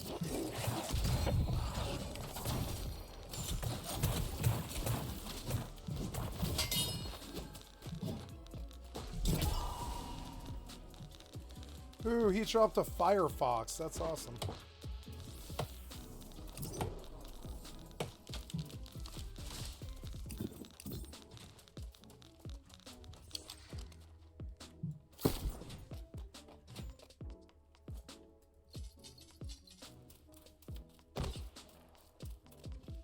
I went back out to run and heard some gunshots popping off near my base, so I went to go check it out.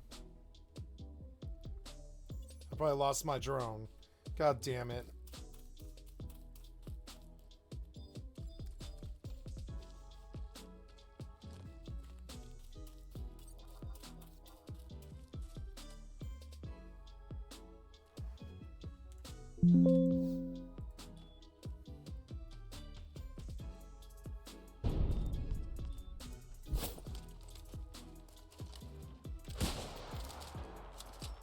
God damn, this game is beautiful. Can you believe this is Roblox? Anyways, I saw these guys heading out, so I went to go chase them. But nighttime came, so I decided to go sit outside their base and wait for them to bring the detail.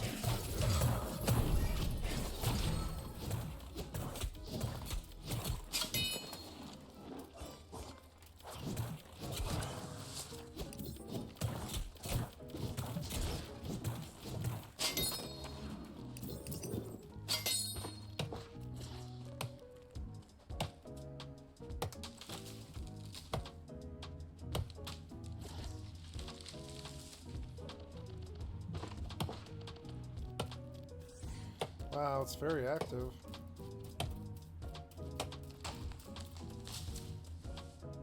It's a 3-man.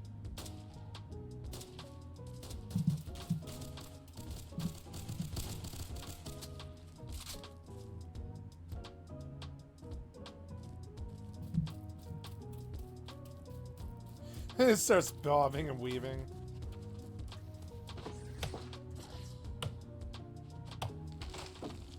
Oh, is that them? That's definitely them. Oh my god, here we go. Here they come. Oh, dude, we got so much good loot. Oh, yeah, man. Oh, we just gotta get inside in depot. Oh, sick, dude. Yeah.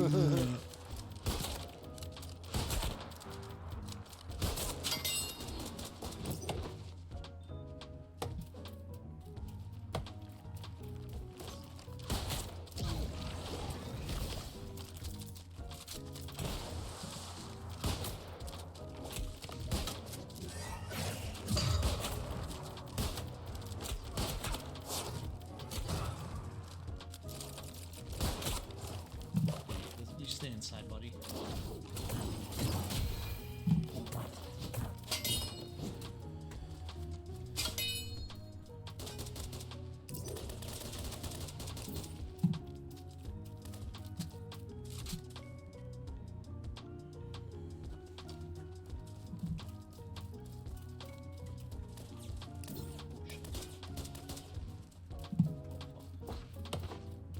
Almost got my ass.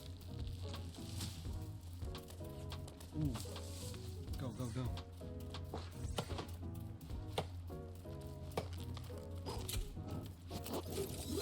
I think the guy's partner was Oh, come carrying on, most man. of the loot, 'cause Don't they do were this to gone me. for like 30 minutes. You piece but of shit. I've got to look regardless, into I was that. happy to just assert my dominance over the area. Troll. What'd I get? You motherfucker.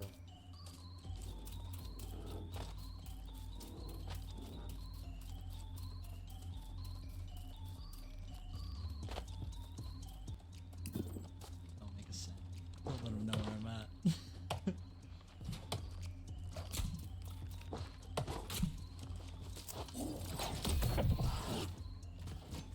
Wow, you gotta get the mouse on the screen, you piece of shit.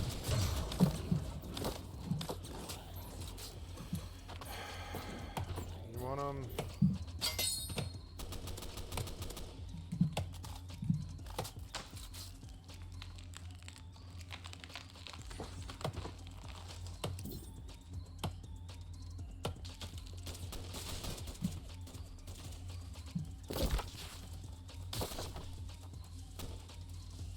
Oh, damn it. Everything got off the screen. Everything. Ah, you keep aggroing me.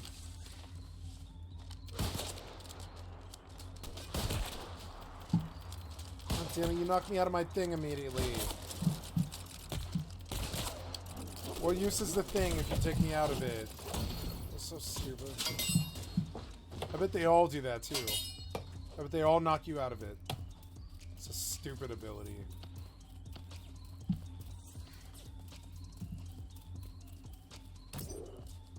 God damn it, I need to confine to screen and it's driving me crazy. I need you to do what I need you to do. Jump up this thing now. Jump up that thing now. Jump up this thing now. God damn it. Jump up this thing now. You won't do it? You won't let me up there. You son of a bitch. You son of a bitch. You fucked me. Wow, that's a lot of herbs. I don't want to leave it. Oh yeah, look at all that. I'm gonna start fucking with proficiency boosters at all times. I'll just buy a fuck ton of them, I don't care. Now, do your stance thing. You got screwed up.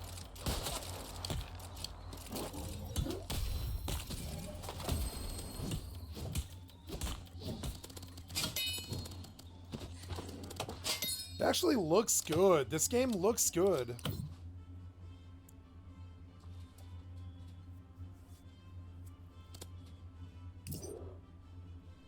Wow.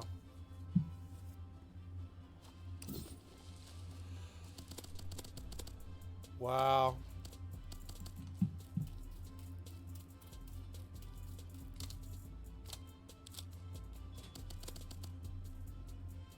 Wow.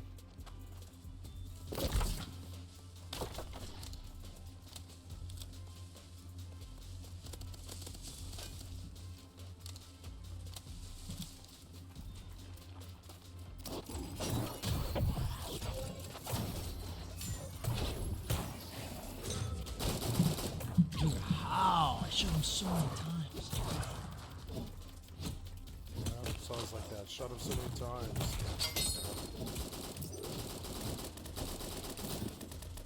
Did you kill him? Shit.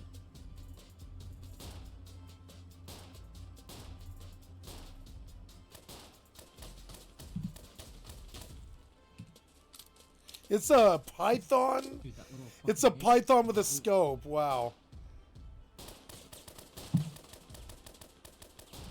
fucking shooting at the wrong guy, man.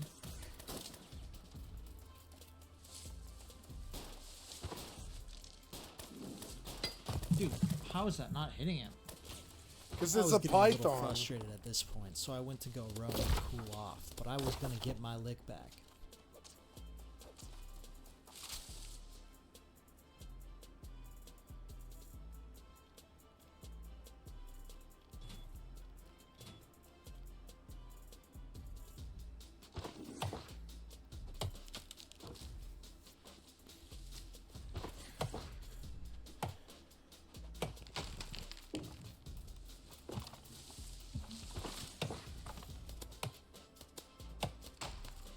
SAR? Oh yeah, it looks good too.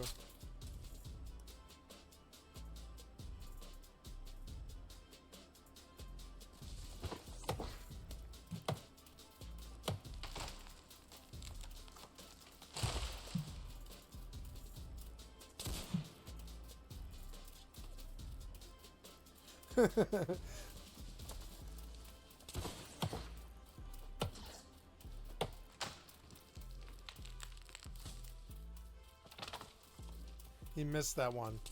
Oh. Oh. After a couple of embarrassing L's, I went to go take out my frustration on some nakeds.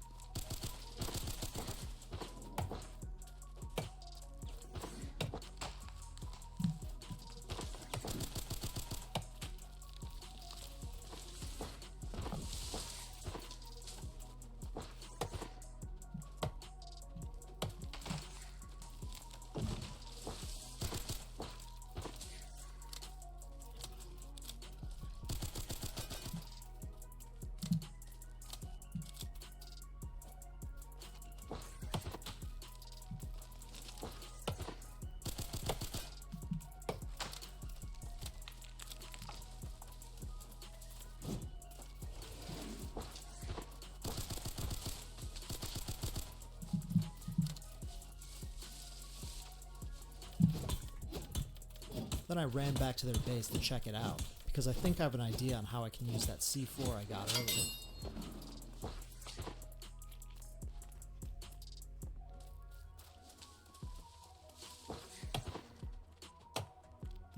Wow, it looks so much like Russ. It's crazy.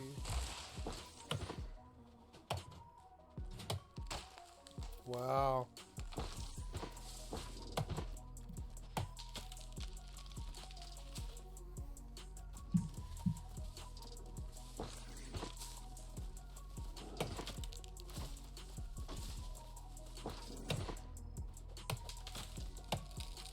Over encumbered. Aw. I guess I'll drop like this flint.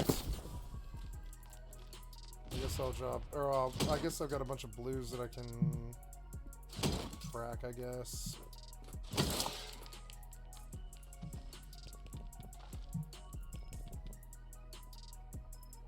Star Metal Flail might actually sell. Oh, I want to lock that because it's it's a good bow. Oh my god. God. Pattern logging clothing.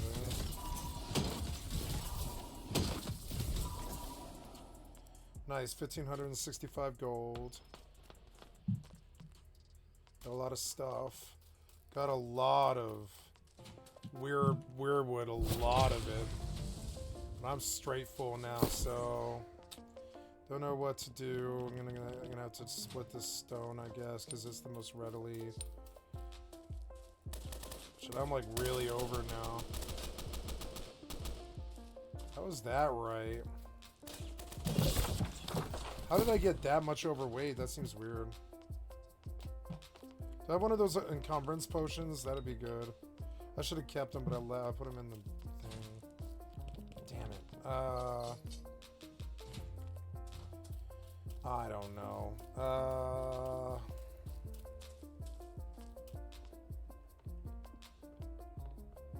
I like his music. It's actually not that bad. He's like it's like the best. Where do you get your music from? Because it's like the best free stuff I've ever heard, basically.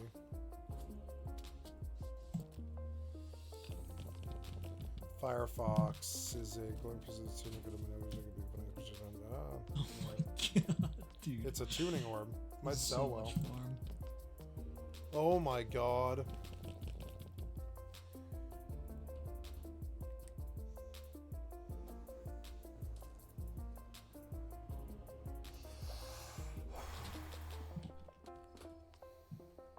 God damn.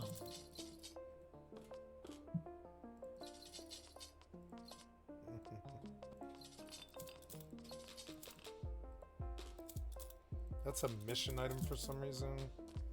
Well, I have too much of something. I just don't know what to get rid of.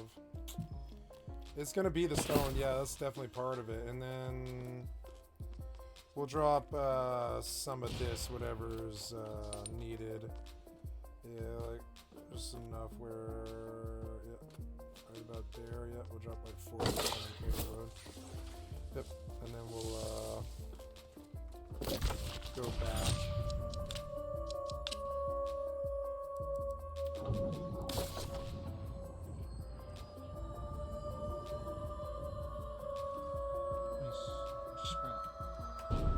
Oh, I want to look at something. Oh my god. Wow, I can't believe you went deep on this guy.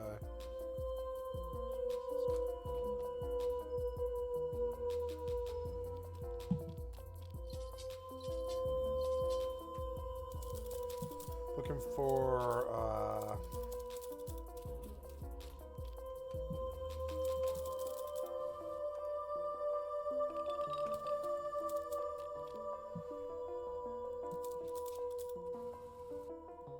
wait, Alt F1 for what?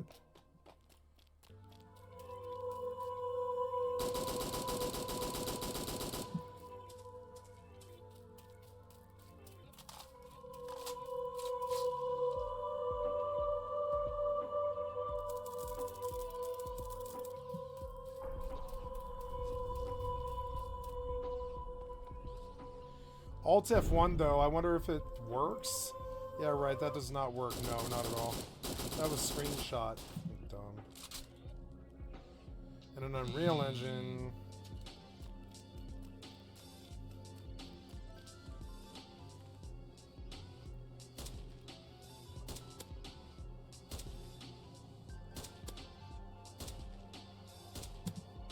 Oh.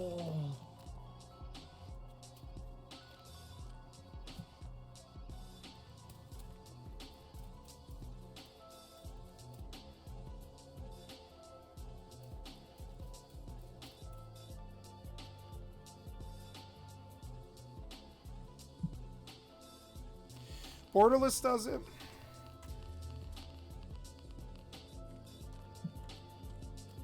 Let's go see. Maybe I do want to run borderless. I just don't know.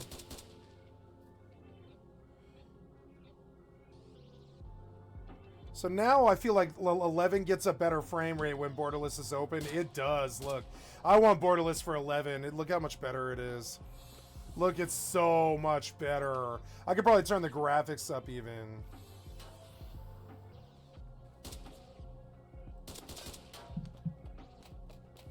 Yep, and this thing, I want to confine the mount, so...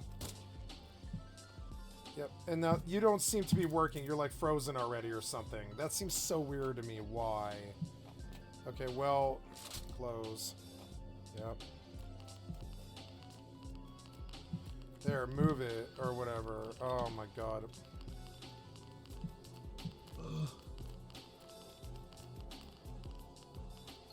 Oh my god. Move this window, you piece of shit. Okay, so...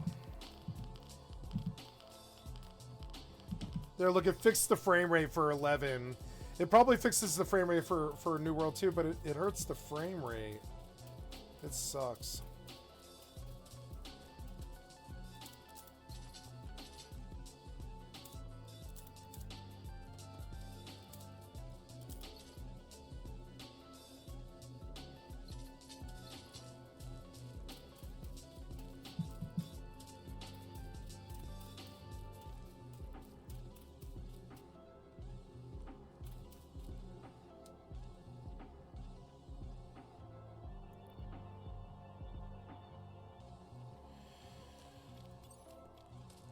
So I don't want you to... Yeah, I'm gonna add New World, but I don't want it to change New World's windowed. See, now it's like all frozen. It's like frozen and busted. We're gonna fix it. See if I can fix it. Yeah, you end. You like froze. Oh, damn it. Fuck, come on, man.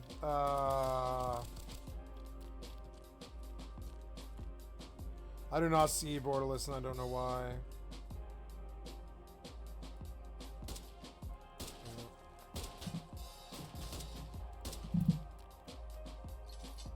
Okay, run it again, and hopefully this time it works. I think it's something with the DPI screws up the fucking client. Yep, there it is. So, okay, I want you to take New World over, but I don't want you to maximize New World. I want you to make it always on delay. Yeah, hide the mouse cursor. So when I'm... Oh, no, you expand it, and I don't want you to expand it.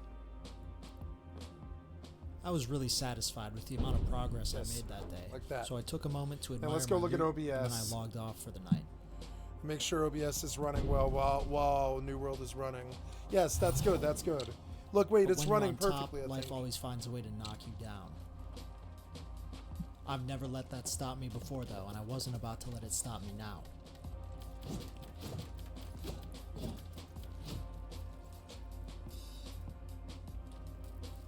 Oops.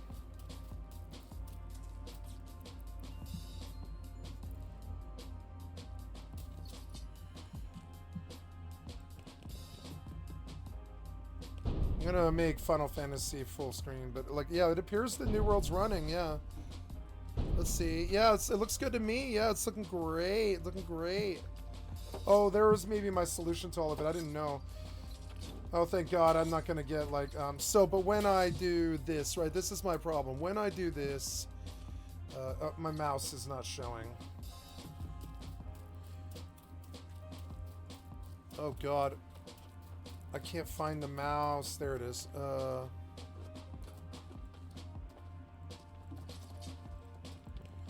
God, I think I was screwed up here maybe.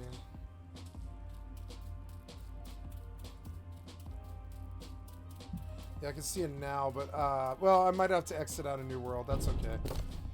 I don't mind logging out. That's okay. I did screw up. I see now that I screwed up, so we'll go close New World and it'll probably fix it, I think. Oh my God, dude, how? Ugh, I can't get the mouse. I can't get the mouse to show. No. And my resilience paid off, as it always does. In a matter of a few hours, I was up again. There. And now, now that New World isn't running anymore.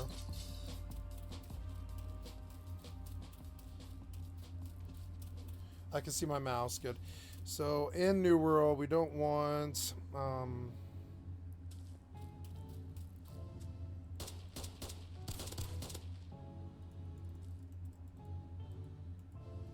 Oh no, Borderless crashed again, I think, or something. I don't know what it is. Stop there, or that thing. That's what caused it.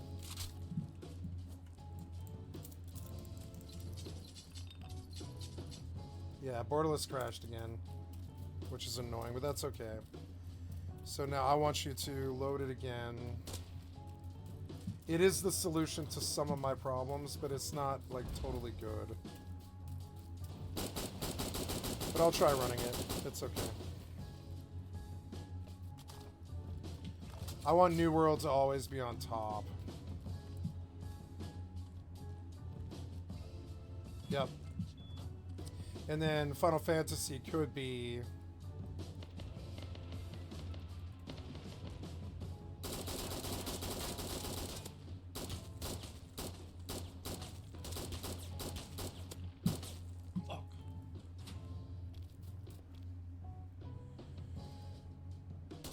No, it doesn't need to be done in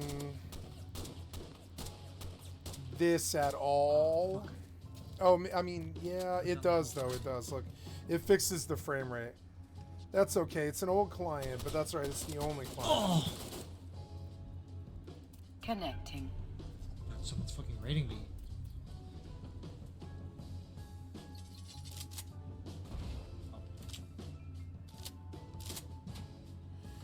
So let's see now that we got. We'll run New World and see if I can get what I want here.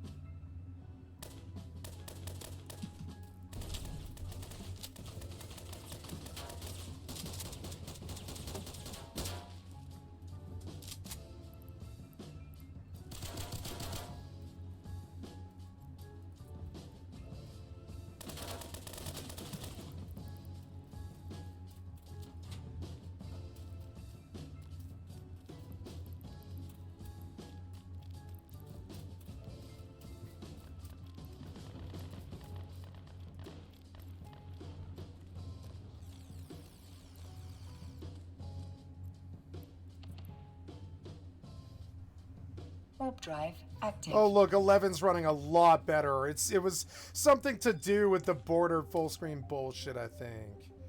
What the fuck, man? Like I'm so sick of Windows not being good.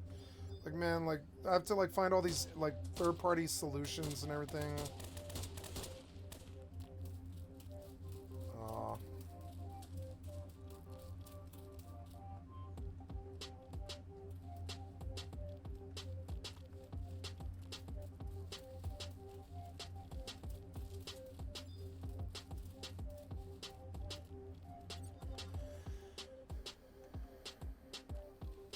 Docking request accepted.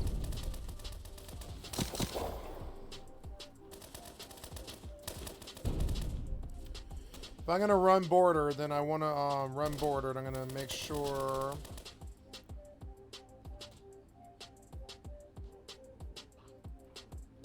So now border like seems like it's crashing.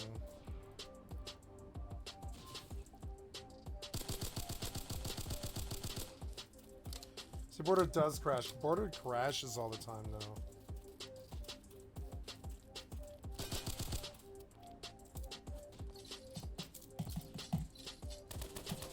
I might have to tell it to.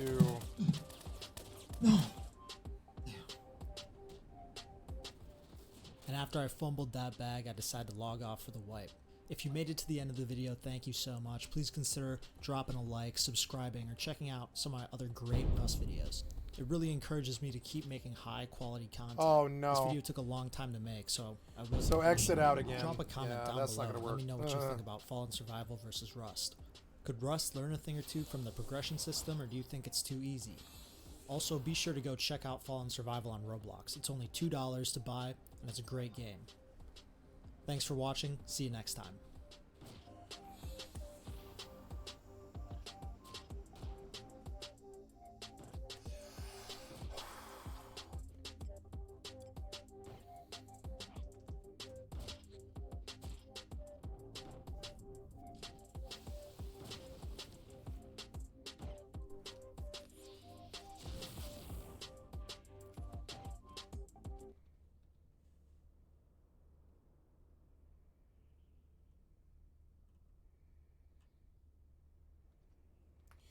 gave the solution. It's weird. He did give the solution to it. So, okay, there we go. So New World is,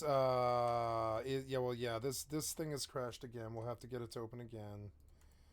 It's okay. I think it itself needs its own workaround, which is kind of crazy, but I mean, I think that's how bad Windows is. I want to put this on my desktop, or on my, pin to taskbar so I can fucking get to it. Yeah, I'm sick of digging for it. Yeah, this can't be like that. Always on top? No. And then, yeah, and we will always try and maintain bordered with it. Yep, and it itself, I can't get it itself. I want you to run on startup. Yep. Window F6 will load this. Window F6. Okay. Use mouse lock hotkey. Scroll lock. Scroll lock. Use mouse lock hide. Use mouse hide. Use mouse lock. Scroll lock. Scroll lock. I see what it's saying. So scroll lock, and I can lock the mouse to the screen. Cool. Okay. Now, yeah, that seems perfect. So let's load up New World and see if it crashes it. I can feel borderless making these clients run better. It's fucking annoying to me. Like, I'm not getting the best frame rate right now, but I'm like, I don't know. Like, I'm getting good frames here, like, no problem.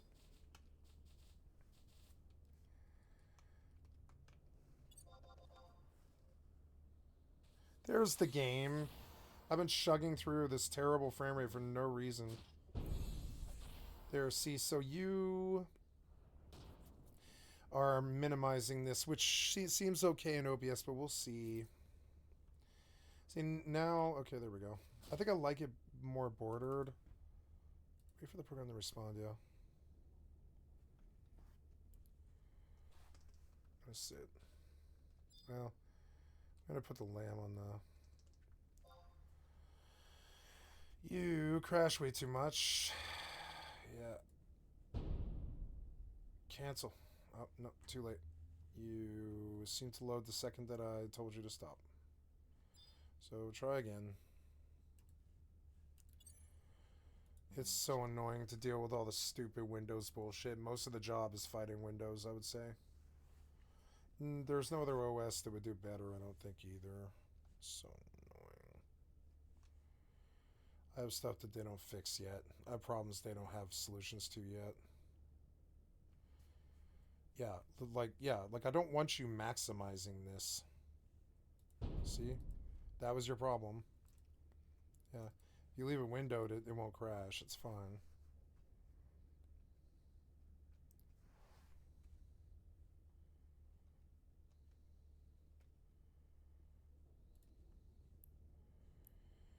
Alright, let's compress. I made 56 million today so far. Not bad. I guess I'll bring it back to the homestead. Just because, yeah, I don't think there's any close else ice belts really. Yeah, it's looking like nothing's popped yet, but that's okay. So now, we will undock. Oh, there finally, looks like New World finally loaded maybe. Yep. Better. Now, what do we have you set to do? God damn it, you always take this to the wrong screen. There. Now, what do we have you set to do? No size change. No, yeah, I want, no, I don't want you to full screen. I want no size change. No. Oh, damn it. Well, I don't know. It's fine.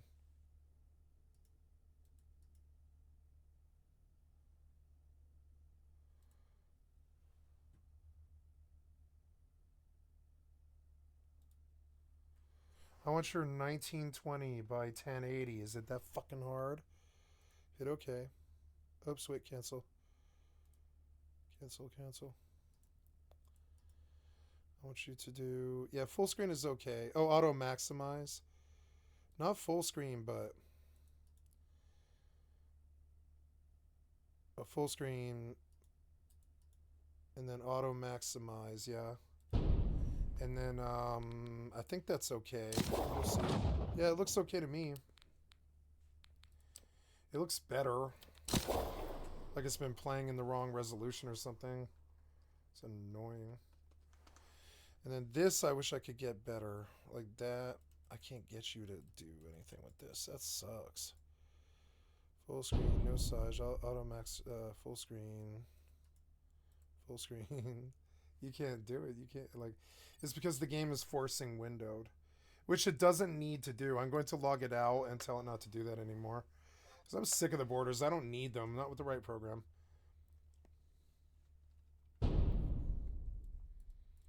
Oh, yeah, this is running better. It's all running better. See, it's running better, too, even with the other client open. Yep. Now my frames are, like, nice and solid. All right, so let's bump the frames on this and just test this out, huh? And run ultra quality on all three. Something about the way my TV is something. It's got a compatibility issue with the screen. Yeah, look, it's all solid and nice in ultra settings, like it should be. Now this is, yeah, this is of course a town, so it's like all lagged out and everything, but yeah, it's getting good frame rate. Yep, even, oh no, OBS is fucked up in this mode. Okay, so let's see if we can fix something about it. So now you are messing up.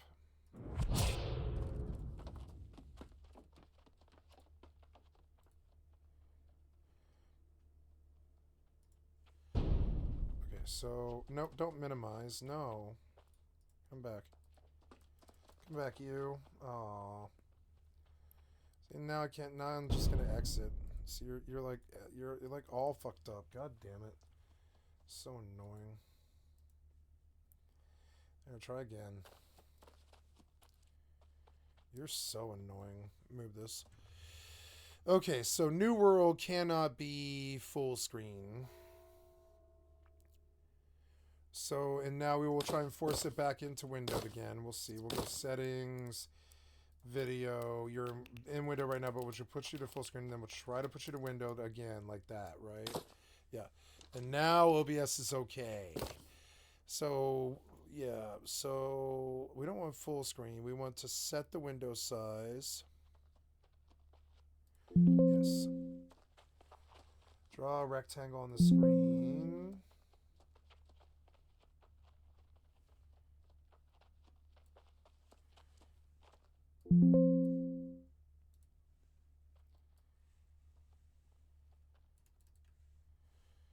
What?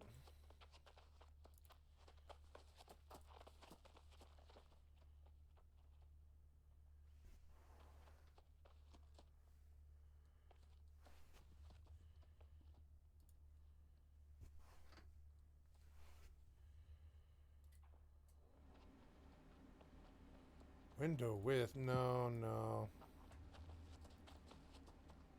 Oh, maybe I got it?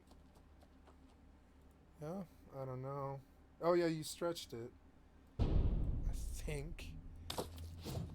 You made the New World box, which is kind of interesting. But it has better frames, a lot better frames. And if I tab to another box, it doesn't do anything. And, yeah, it seems better. It's like performing better. God damn it, my performance has been shitty because of my TV, I think. So annoying. Final Fantasy, or no, I logged out of Final Fantasy because I don't necessarily need bordered on Final Fantasy at all.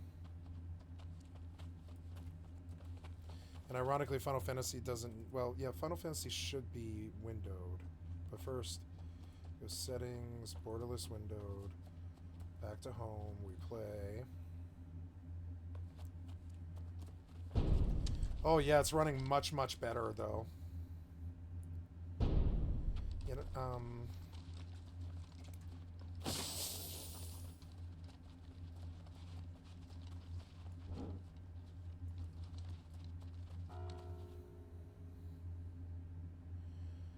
know if I like that. It seems wrong.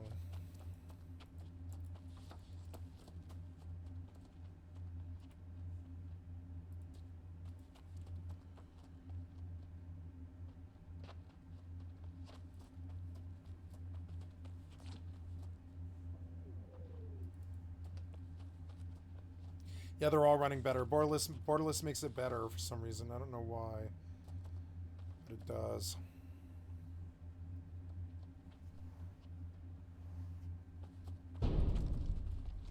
God damn it, it's like so annoying. It is locking the mouse to screen, I think.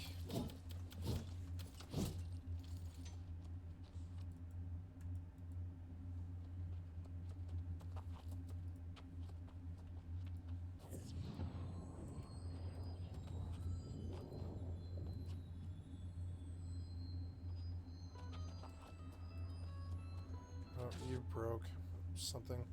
Borderless itself is not reliable, though, which is, like, really a problem.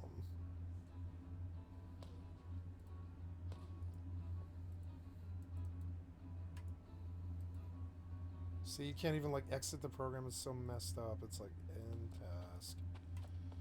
End task. It's so annoying. Whatever. I'd still rather deal with that than the bad frame rate. So, I don't think you need to be in this... Oh, wait, maybe you do, actually. I don't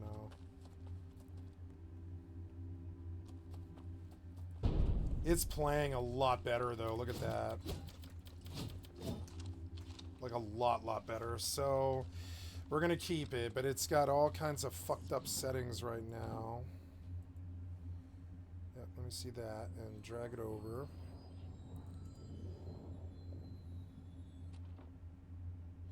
Delay borderless windowed. Now if I put this in full screen, I don't know what this is. Yeah, that's like, that's gotta just exit. Remove it. And now exit, I think. 'Cause this is all fucked up. Yeah, we're gonna try and fix that, get out of that. That seems wrong. So run it again. God damn it.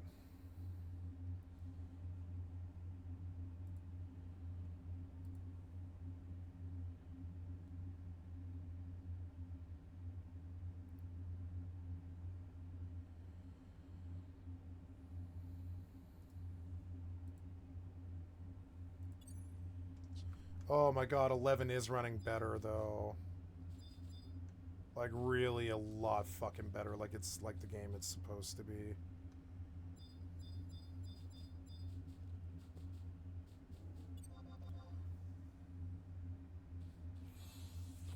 I want to have nothing else for Final Fantasy 11.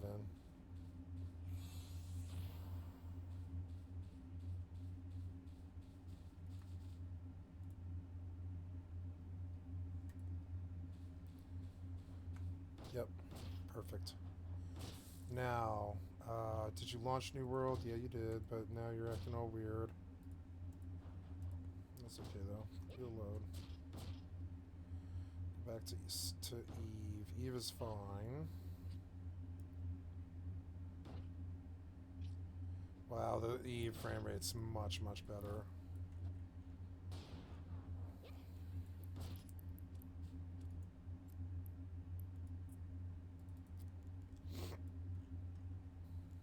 Autopilot engaged.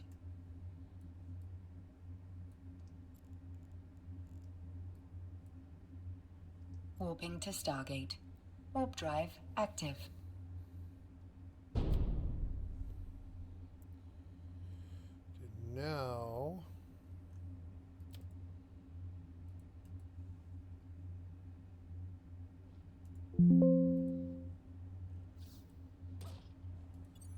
Oops.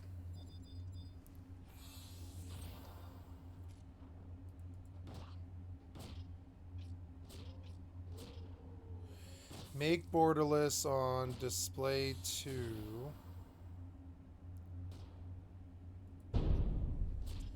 Now let's see how that plays, if it gives the distortion or not though.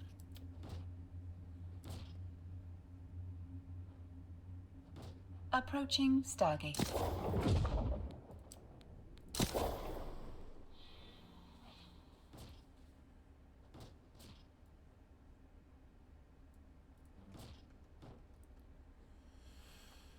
Let's see how it does.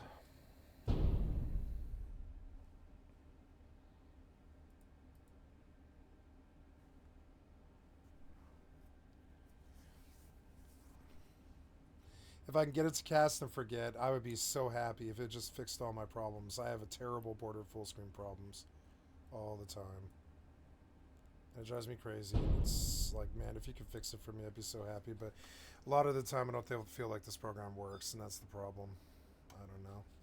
Oh my god, 11 doubled in frames. Autopilot jumping. I feel like I want to turn the graphics up again.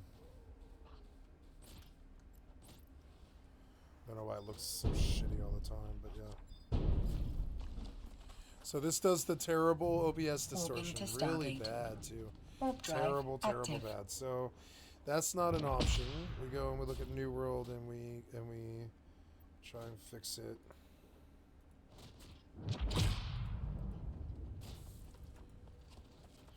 Oh. And now you've double loaded and fucked me. So we'll just go kill you. And it's a very simple program, at least. It doesn't take much to load. Yep.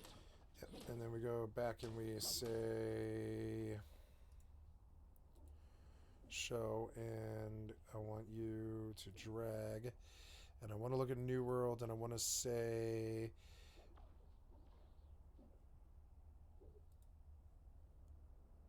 we're going to bump New World, and we're going to say makes the currently selected borderless. There, see? And I still don't get my frame rate because you messed up. You said back to its bordered state. Yeah, but is it set in the wrong one? Or let's go see. No, you're set to windowed. Full screen window. Full screen windowed. There. Now, I want you to restore it to its bordered state. Yeah, but does that screw up OBS? Yes, yes it does. It sucks. So we, no, we don't full screen though. We go,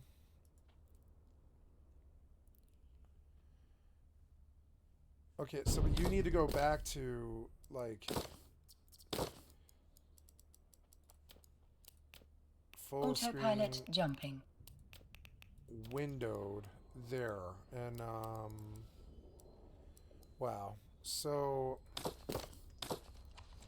I guess that works. Warping to Stargate. That works, Warp I drive think. active. It puts it in a frame, but it plays it perfectly. Just perfectly, and you can kind of force it to. I wish I could get a better frame than this.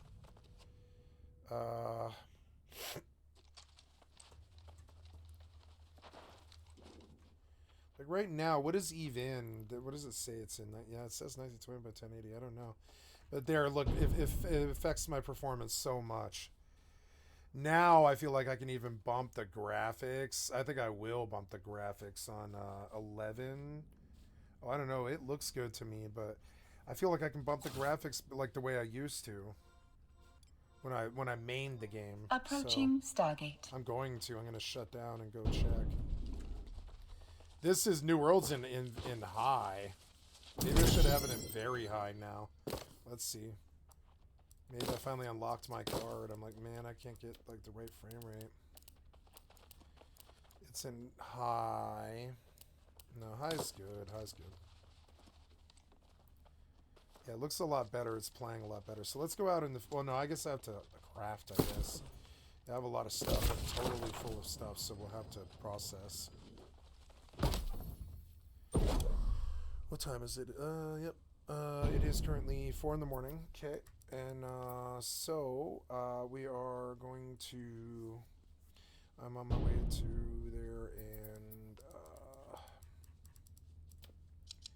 have materials done. We will do Autopilot strong jumping. Alkalest, I believe, or powerful Alkalest. We'll do powerful Alkalest, which is the level. Oh, that's requirement level 20. We'll do powerful. Warping to station. We'll do Warp drive powerful active. region pots. No. You. I don't know. That seems expensive. You know. Seems like I don't have the mats to do this yet, so I won't. But we can do this stuff, yeah. That's okay. Yeah.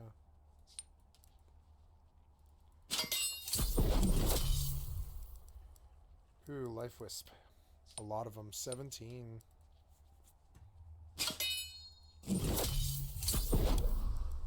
Fire Wisp.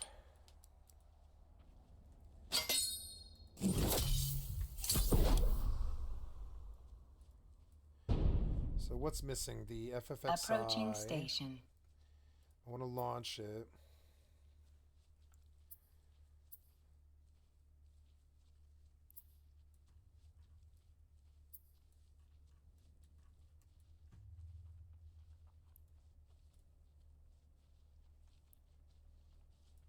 Seems like it drops. I wonder if I should add EvE 2 to the client. Let's see. EvE launcher. Oop, no, you messed this up. I want you to...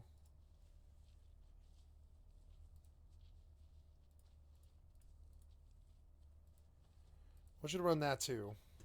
And see if we can just keep the frames. Can you just keep the frames here all the time? Yeah.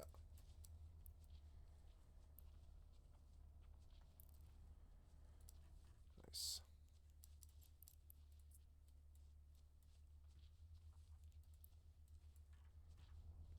Looks good. Okay.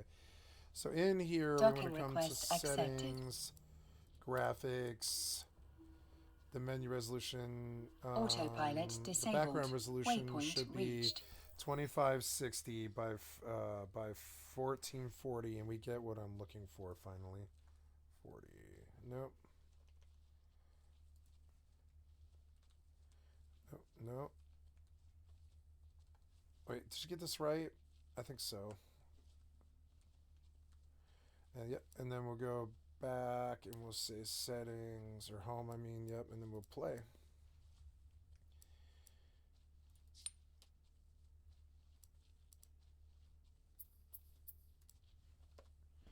Yep, feel like I'm getting better performance. We'll see.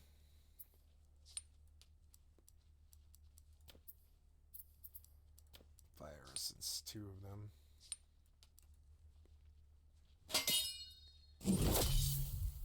Okay, very good. Then I wonder if I can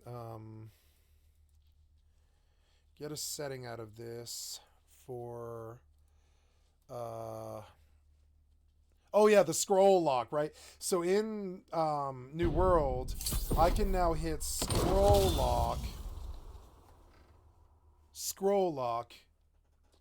and now I don't think I can take the mouse off screen even if I or whatever. I don't think I can. So now I can come here and do my video, or do a video. Excuse me. Yep, do a video. Home.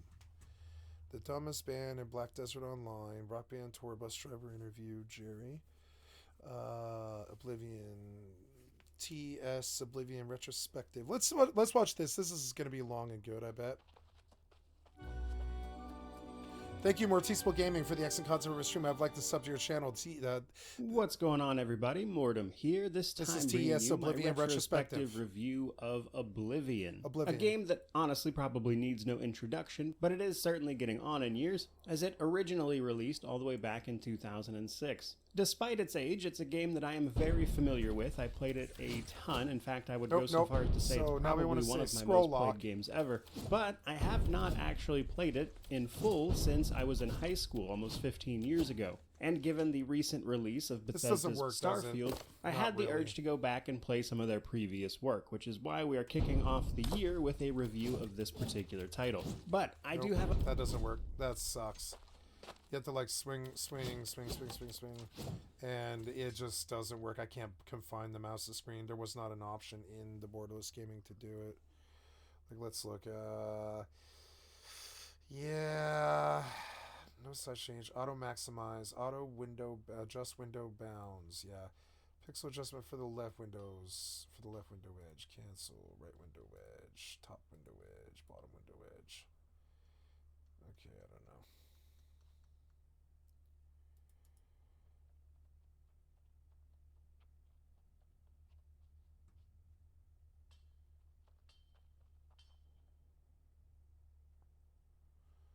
I can't, yeah,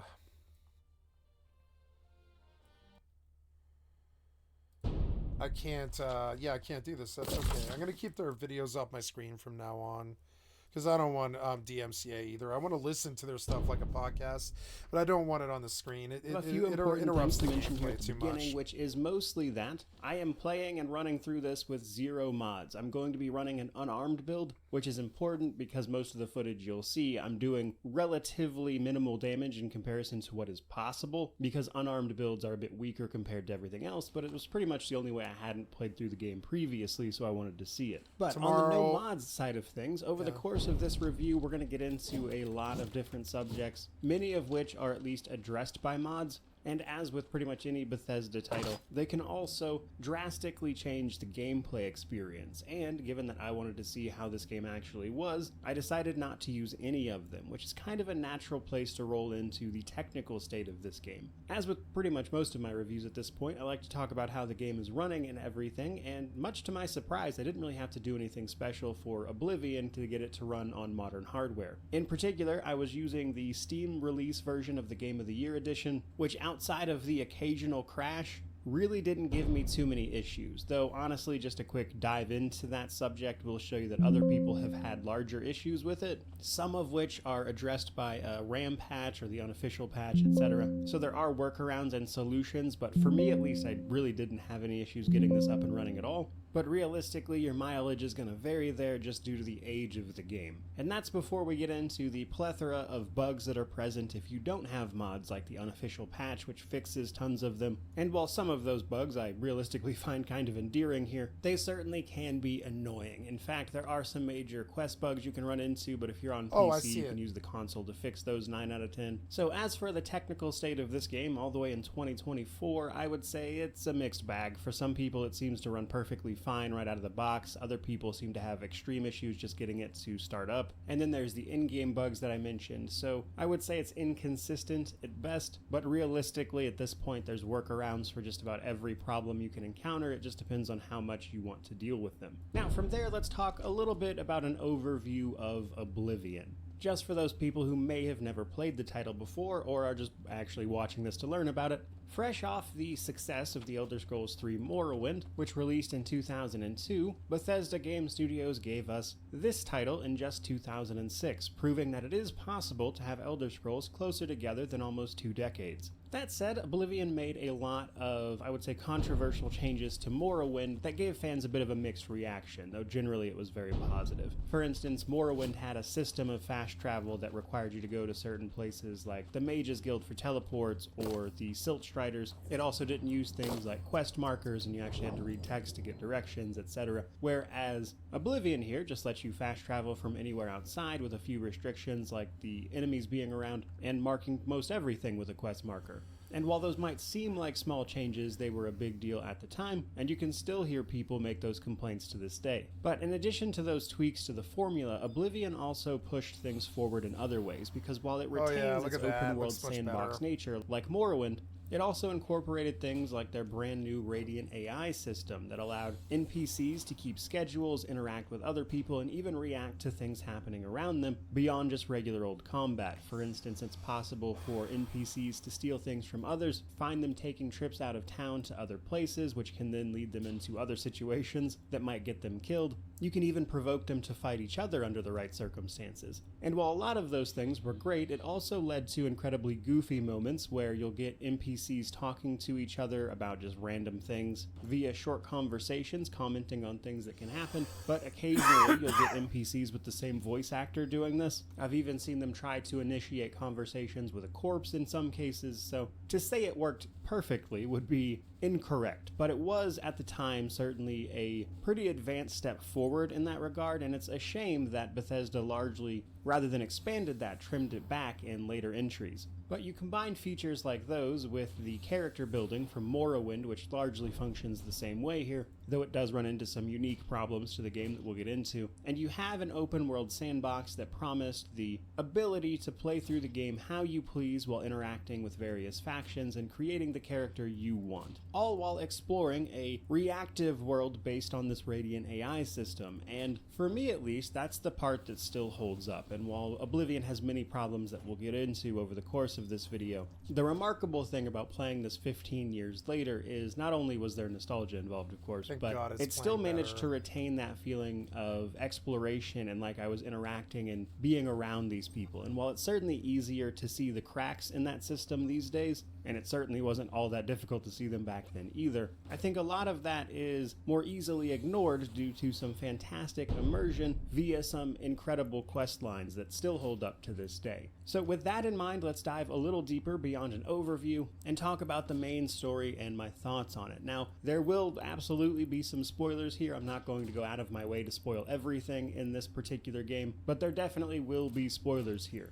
Now, in terms of the main story, once you've made your initial character, which we'll talk about momentarily, you find yourself in a prison cell being verbally assaulted Your skill has increased. a Dunmer across the way before the Emperor and his bodyguards come barging into your cell after an attempt on the Emperor's life. They need to escape, and you just happen to be in the right place at the right time, so to speak, to facilitate a Your skill prison has break. increased. This leads you through what is effectively the tutorial, guiding you through some of the game systems. It's running better. Before ultimately asking It's what I've you how you needed. want to play the I game didn't via know. class and other important decisions, which is why we'll talk about those shortly. The Emperor, though, has seen you in his dreams. So, after a short jaunt through the ruins under the prison here, the Emperor sees that it is his time and his fate is unavoidable. So, after he is assassinated, or right before technically, he hands you the Amulet of Kings, the symbol of an Emperor's power, their divine right. Only they can wear it, and he sends you off to find his bodyguard via their secret service known as the Blades, who can point you in the direction of his lost heir, Martin, who will be the only person who is capable of wearing the amulet at this point, and thus relighting the dragon fires. Now, as intros go, I like this one quite a bit because it throws you pretty immediately into the action, while also not really requiring you to follow up on the main story immediately either. No, give you now this it's lost intro frames. through caves and ruins to get you acquainted It with might the be game's 'cause it's systems loading. before asking you what you want to play, so you're familiar with the options that you're even trying to take on,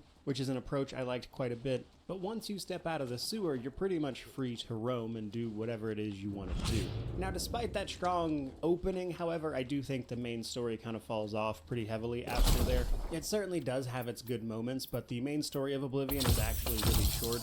And while it does certainly have its moments, compared to a lot of the other questing in the game, I think it just falls a little flat. Though, it does deal with a lot of cool lore. Right after you go find Joffrey, the Blades member that you're supposed to go find after this happens, he sends you further on and gives you some supplies, of course, to go find Martin in the city of Kvatch, which is where you run into your first Oblivion Gate. You see, with the death of the Emperor, Nirn, or Cyrodiil in particular in this case, is now subject to the Daedric invasions of Mehrunes Dagon and his forces, which are typically the Dremora, alongside other more bestial Daedra, and his mythic Dawn cultists. They are using these Oblivion Gates, which they are raising, to attack places like Kvatch, which was caught unaware. Luckily, we're able to save Martin, who is now the only hope, because as quickly becomes apparent, he needs the Amulet of Kings to light the dragon fires, which were actually protecting the world from these invasions. After saving him, we bring him back to a place known as Cloud Ruler Temple, which is the base of operations for the Blades, more or less, that is supposed to be highly defensible. And from here, we go on a series of what amount to effectively fetch quests after the mythic Dawn, the assassins, manage to steal the Amulet of Kings from Joffrey while you're away saving Martin. These fetch quests effectively give you all the resources you need to get the amulet back, and that part honestly is super boring, but it does have a handful of really cool moments. For instance, in one situation, you can infiltrate a cult of the Mythic Dawn, getting close to the thing you need, which is a book called the Mysterium Xarxes, which gives information on their leader, Mankar Cameron, who just so happens to be wearing the Amulet of Kings, which is a curious lore point about him probably being Dragonborn. And then you, of course, have to make a grand escape from this situation, and I use that as an example to say it has its cool moments, especially with things like the Siege Engine, which is heavily scripted, but the Oblivion Gates come to a head with a great gate opened outside the city of Bruma in northern Cyrodiil. This requires you to go close a bunch of different gates at each city before handling the big Siege Engine. And while the siege portion of this is actually really cool, it's also one of those moments that reminds you of the game's limitations, because this big giant battle for Bruma is effectively like you and 10 other people, which obviously puts a bit of a damper on the experience, but visually I thought it was pretty neat even today. And that's before you eventually come face to face with Mankar Cameron, who again has a bunch of really cool lore surrounding him, and just the quests getting to him are pretty cool, which involves invading his own little Daedric mini-plane known as Paradise. And all along these quests, while none of them I would say are quite as good as Oblivion's side content or its guilds, it does still have a way of drawing you into the conflict and getting you invested in all that is going on, because the voice acting and the characters for the people in the main quest are really solid. Listening to Mankar Cameron go on and on about his beliefs and how Mehrunes Dagon is the rightful ruler of Tamriel, etc., honestly gave me chills. But of course, that's juxtaposed against the graphics and abilities of gaming at the time, which were less technically impressive than they are now, so all of that coming out of a potato face is its own separate problem, so I could see people not feeling that way either. All of this culminates, though, in a final battle in the Imperial City that sees you fighting off tons of Daedra and trying to get Martin to the Dragonfires, where he ultimately has to sacrifice himself to fight off an avatar of Mehrunes Dagon, which I remember being incredibly cool when I played this in high school, but admittedly a lot of it just looked really silly to me these days. But it's a game that has a strong start and a really strong finish. Like the last couple main quests I think are really good, but a lot of the middle area is dreadfully boring fetch quests that try to just lead you into other content the game has to offer rather than offer anything unique. For instance, a lot of those fetch quests will put you in touch with a potential Daedric shrine, which also have really cool quests attached, which leads to a main quest that, to me at least, feels like it's always trying to show you other cool things you could be doing instead, rather than being cool itself. Which means for me, while I enjoy the main story well enough, I would say it's probably the least interesting part of Oblivion, outside of getting the Oblivion gates and things handled. Now, speaking of Oblivion gates, probably a good time to talk about those. So this is one of those features that was big in Oblivion. After you go to Kvatch, they officially open up.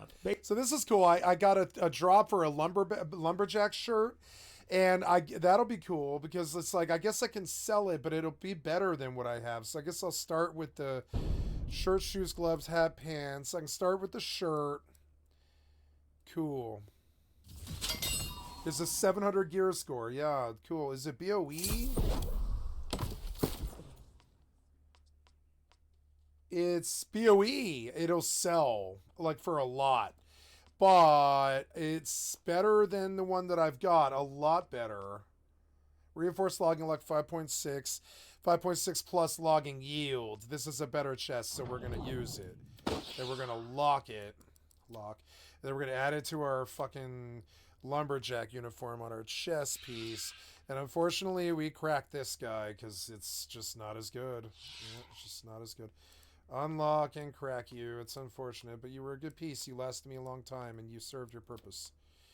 Goodbye, piece. You were a good piece. And, yep. And then, yeah, and then I don't care about that, frankly, but I could probably sell it. I could probably sell that. So, hey, cool. Yeah, I got a new lumberjack chest, which is cool. She looks different now. She looks badass. Yep. And I do need to kind of unlock Ordo, but I mean, I don't know. I guess,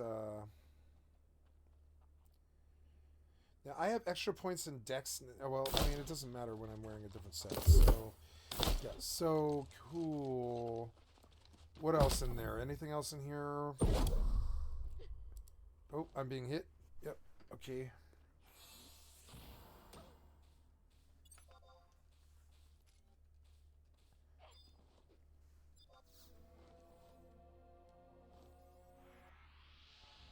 Oh god, the frame rate's so much better. Look at it. It's not chugging anymore. Stupid ass goddamn border window fucking Windows cocksuckery. What the fuck happened to you, Windows? Watching you try to run games makes me so sick. You know, the one thing you're good for. No, just kidding. I'm kidding. I healed the ant. That is so stupid. Anyways, did we go to this place? No, we did not go to this place. So ice belts, anything nearby? Yeah, no. So we're gonna go out there and just go do that. Oh, look, it looks all good now. Let's bump it. Shit. Ultra, ultra, ultra. High, Hi. And hi. Oh yeah, my card run good when there's no window bullshit going on. Wow, look, it's beautiful.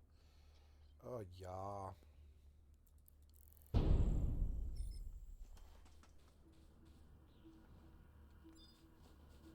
Oh, thank God, I got my clients to run better. It was a big jump in my performance. I mean, I don't know. I feel like I could even run 76 right now, and it wouldn't matter how many clients I ran. There's no window full screen bullshit going on. I bet 76 will run better. Wow.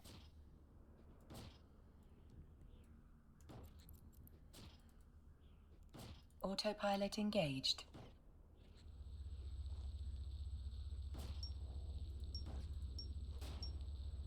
Warping to Stargate. Warp drive active.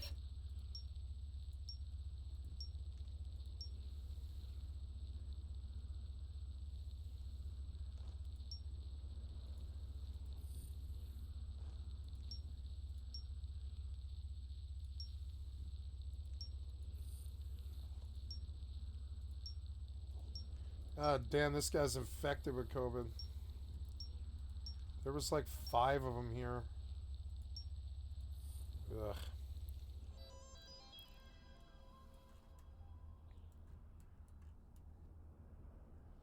Oh, yeah, it's running so much better. Look, it's the performance I've been trying to get for months and months and months. It was this stupid program was what I needed in the end. Oh, my God. I wish to, like, be all animated about this, but I just don't trust it'll stay this way. So let's just see how it goes. Approaching Stargate. Look at it. My frames are back. Oh, my God. The aspect ratio is better, too.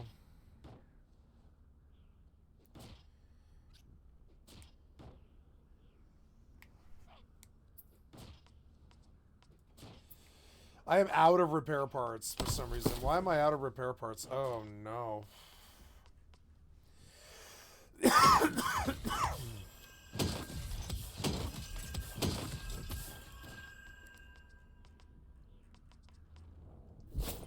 Well, I've been crafting a lot. She looks like Link.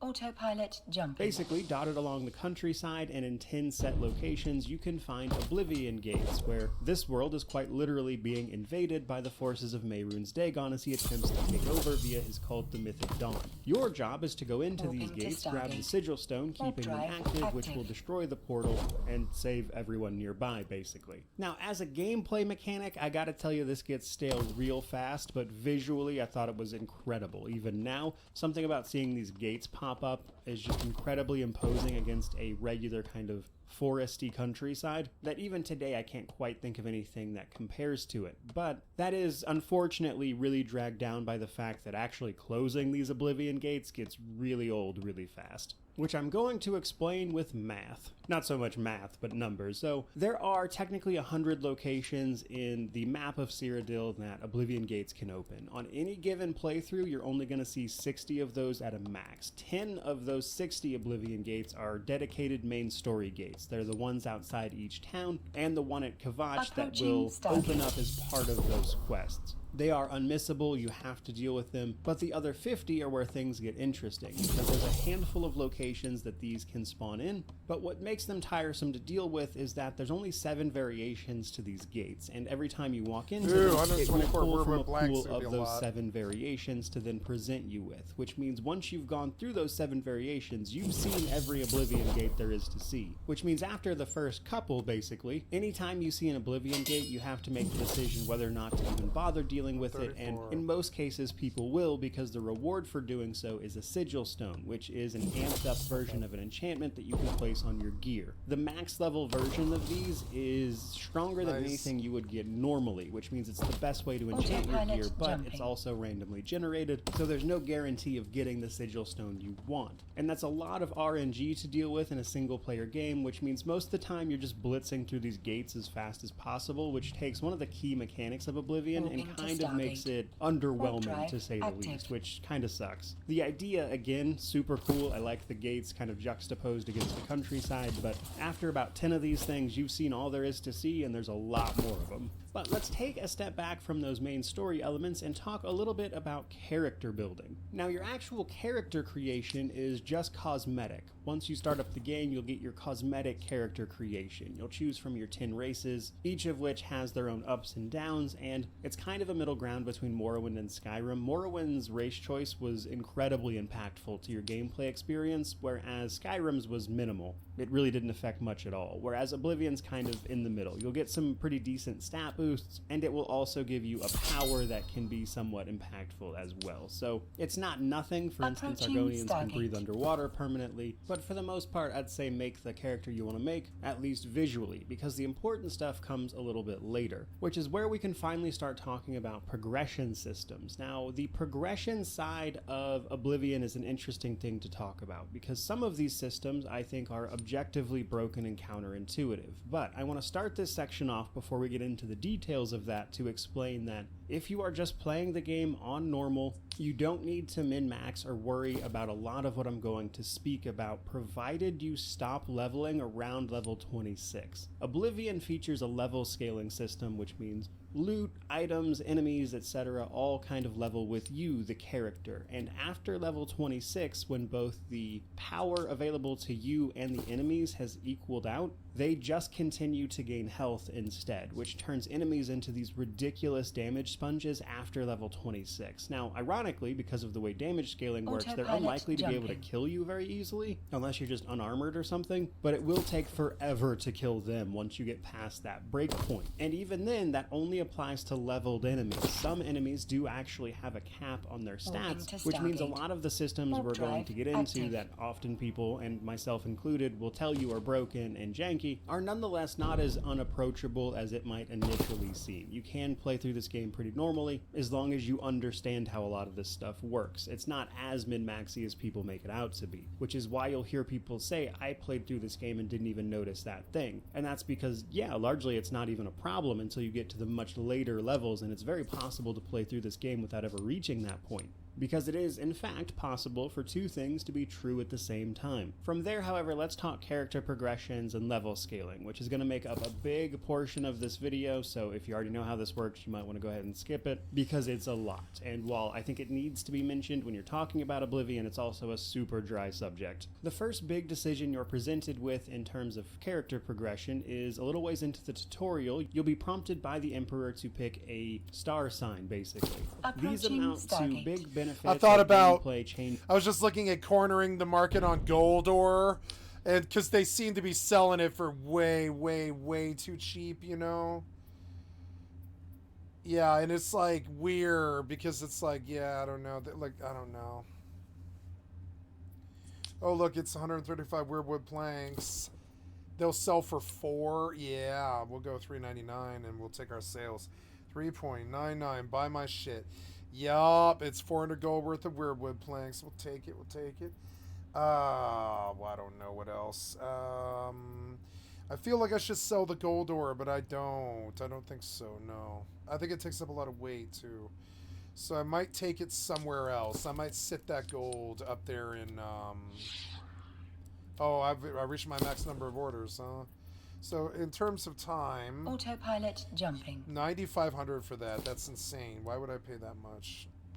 Yeah, right. 9,500. Why? What? Void essences. Yes. Warping to Stargate. Warp drive active. That's funny. These ones I posted last night are like, yeah, well, love dishes. Oh, am I being hit? I am. Oh, look, the frame rate's perfect, like it should be. God damn it, fucking windowed and Windows can't do windowed. Windows doesn't know how to do windowed. This game, this borderless program does it better.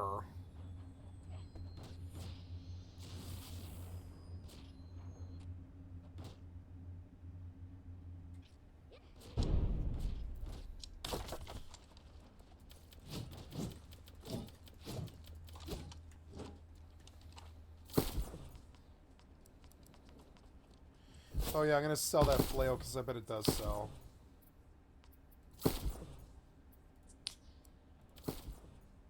$250. Nah, I'll probably Approaching get Stargate. 50 gold for this. I bet you.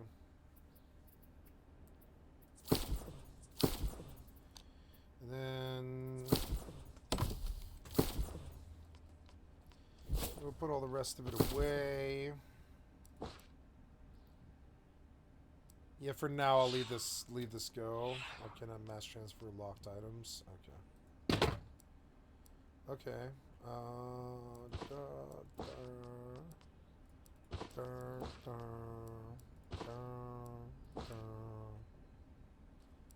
Ooh, look, I have a pot of blue flowers, which might really sell.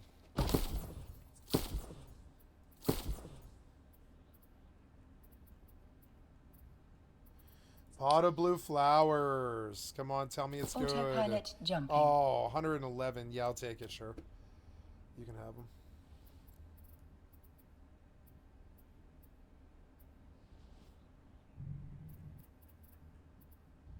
Walking to Stargate. Man, in 20 Warp years, drive this furniture active. will be worth so much. I should definitely be keeping it. I should just, like, take furniture to a particular city. I've been scared to dedicate, but I think I probably will dedicate to New World now for a while. I think it's better than a lot of games that are coming.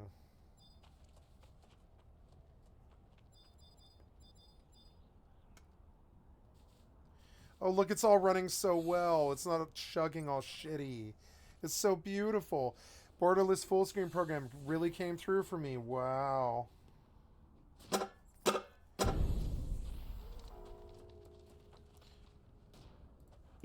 Choices that you can choose. Some of these are simple additions to your attributes, whereas others actually change the game significantly, like the Atronach makes you unable to regenerate mana, but rather you'll absorb it from spells you get hit with. So a big choice for your character, and most of them are pretty cool overall. Now from there, the next big decision is actually after the Emperor is assassinated. The blade nearby will prompt you with a class suggestion based on how you've been playing up to this point, and this is where things go off the rails a little bit. Now you can either pick from a pre-generated list of classes or create your own custom class by picking major. Oh, maybe I should take this, yeah. No. Well, I tipped him. No, I don't want that one.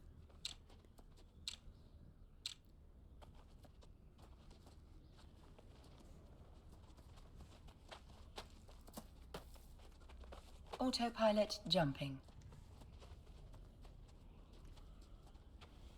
Autopilot disabled. Waypoint reached. Oh, good. We're on our way to money. Yeah.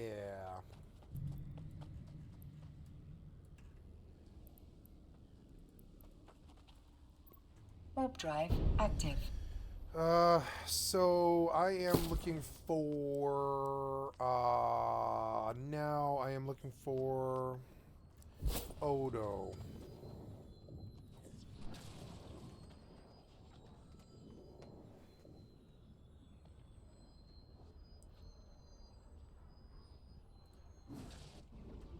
Hello and welcome to New World, Rise of the Angry Earth. At this point you may have got the Oda Flail, and it has a quest to unlock one of the perks, and it's coming, it says you have to kill the Guardian of Sakor's Light, and let's take a look where that is. I'm at the fight now, and we're going to zoom out. Okay. Get to go do some content now, which is good. What's he playing? Oh, I don't know. I'll play something when I get there. I'll do territory. Oh, I have a turn in Reekwater. So I'll go do that real quick. Yeah, like, is there any other ones? No, that's it. That's the only one. So let's go turn that in real quick.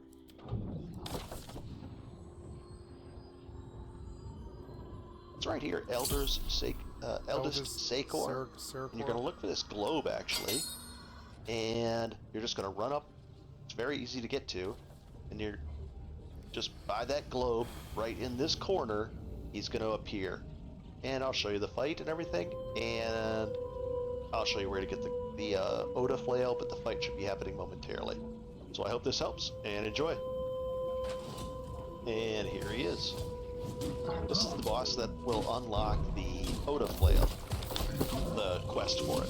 And I'll show you exactly where he is on the map. I just wanted to get you an idea of it. I'm going to let some other people get some hits on it, because they're all probably needed as well. Hopefully that guy will get a hit on it. And maybe they did. But that's the boss. He also drops some nice stuff. A vial, I'll take it. So, if you're here looking for that fight, you're looking for that guy, you're going to want to do this thing right here. Take that off. This is the Oda flail, and you get the Oda flail right over here. Let's take a look at the map. What you do is you pour it over to this shrine, and you usually set up a tent right here. So just ride right up here, and then ride as well as you can. You might be able to...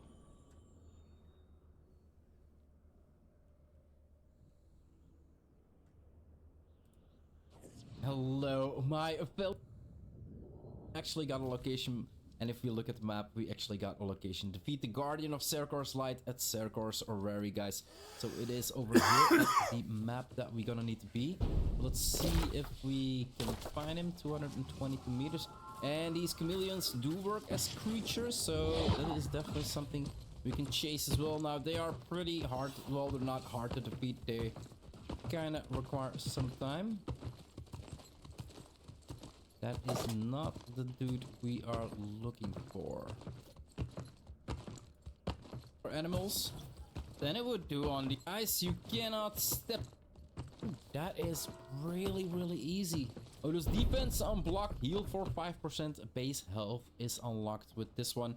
So yeah, we've got defeat feral beasts and defeat crowned lowest enemies. We're gonna need to look into that, but I think I'm just gonna AFK here. Like, being able to kill these bugs. Response 3. I'm not really sure what the timer is on these bugs.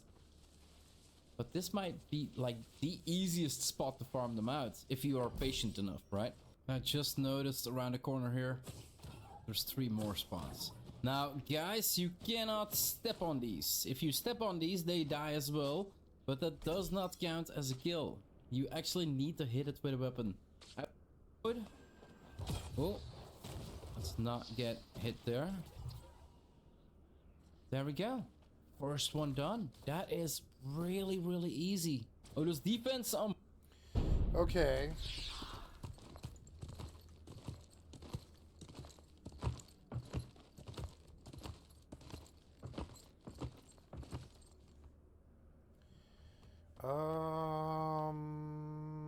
I am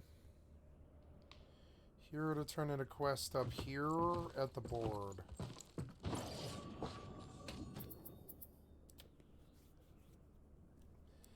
I don't even know what it was for, so, but okay.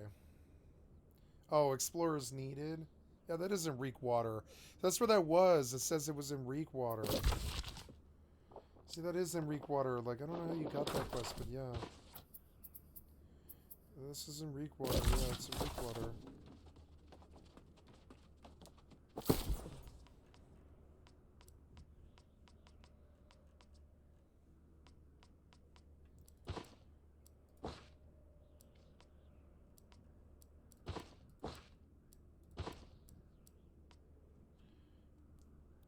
Glowing piece of firefox is used to craft a monoecious tuning orb and can be found on creatures around Cigarette's Grove.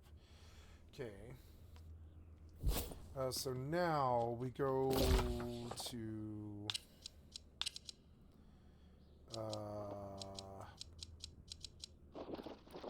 all the way out there, I think, to... It's not Morningdale, it's, is it Reekwater? Yeah, it is Reekwater, I think, actually. It's... Oh, no, it's not Reekwater, it's... There, it's Eldis Seracor, which... Yeah, we can just go to that. Yeah, I'll go to that. There we go.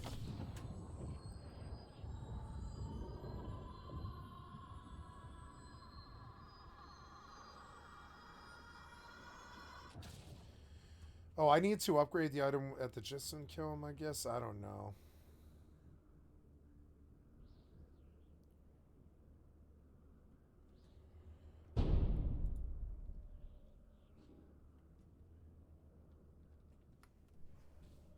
Oh, I jumped to the ice belt. I need to get going.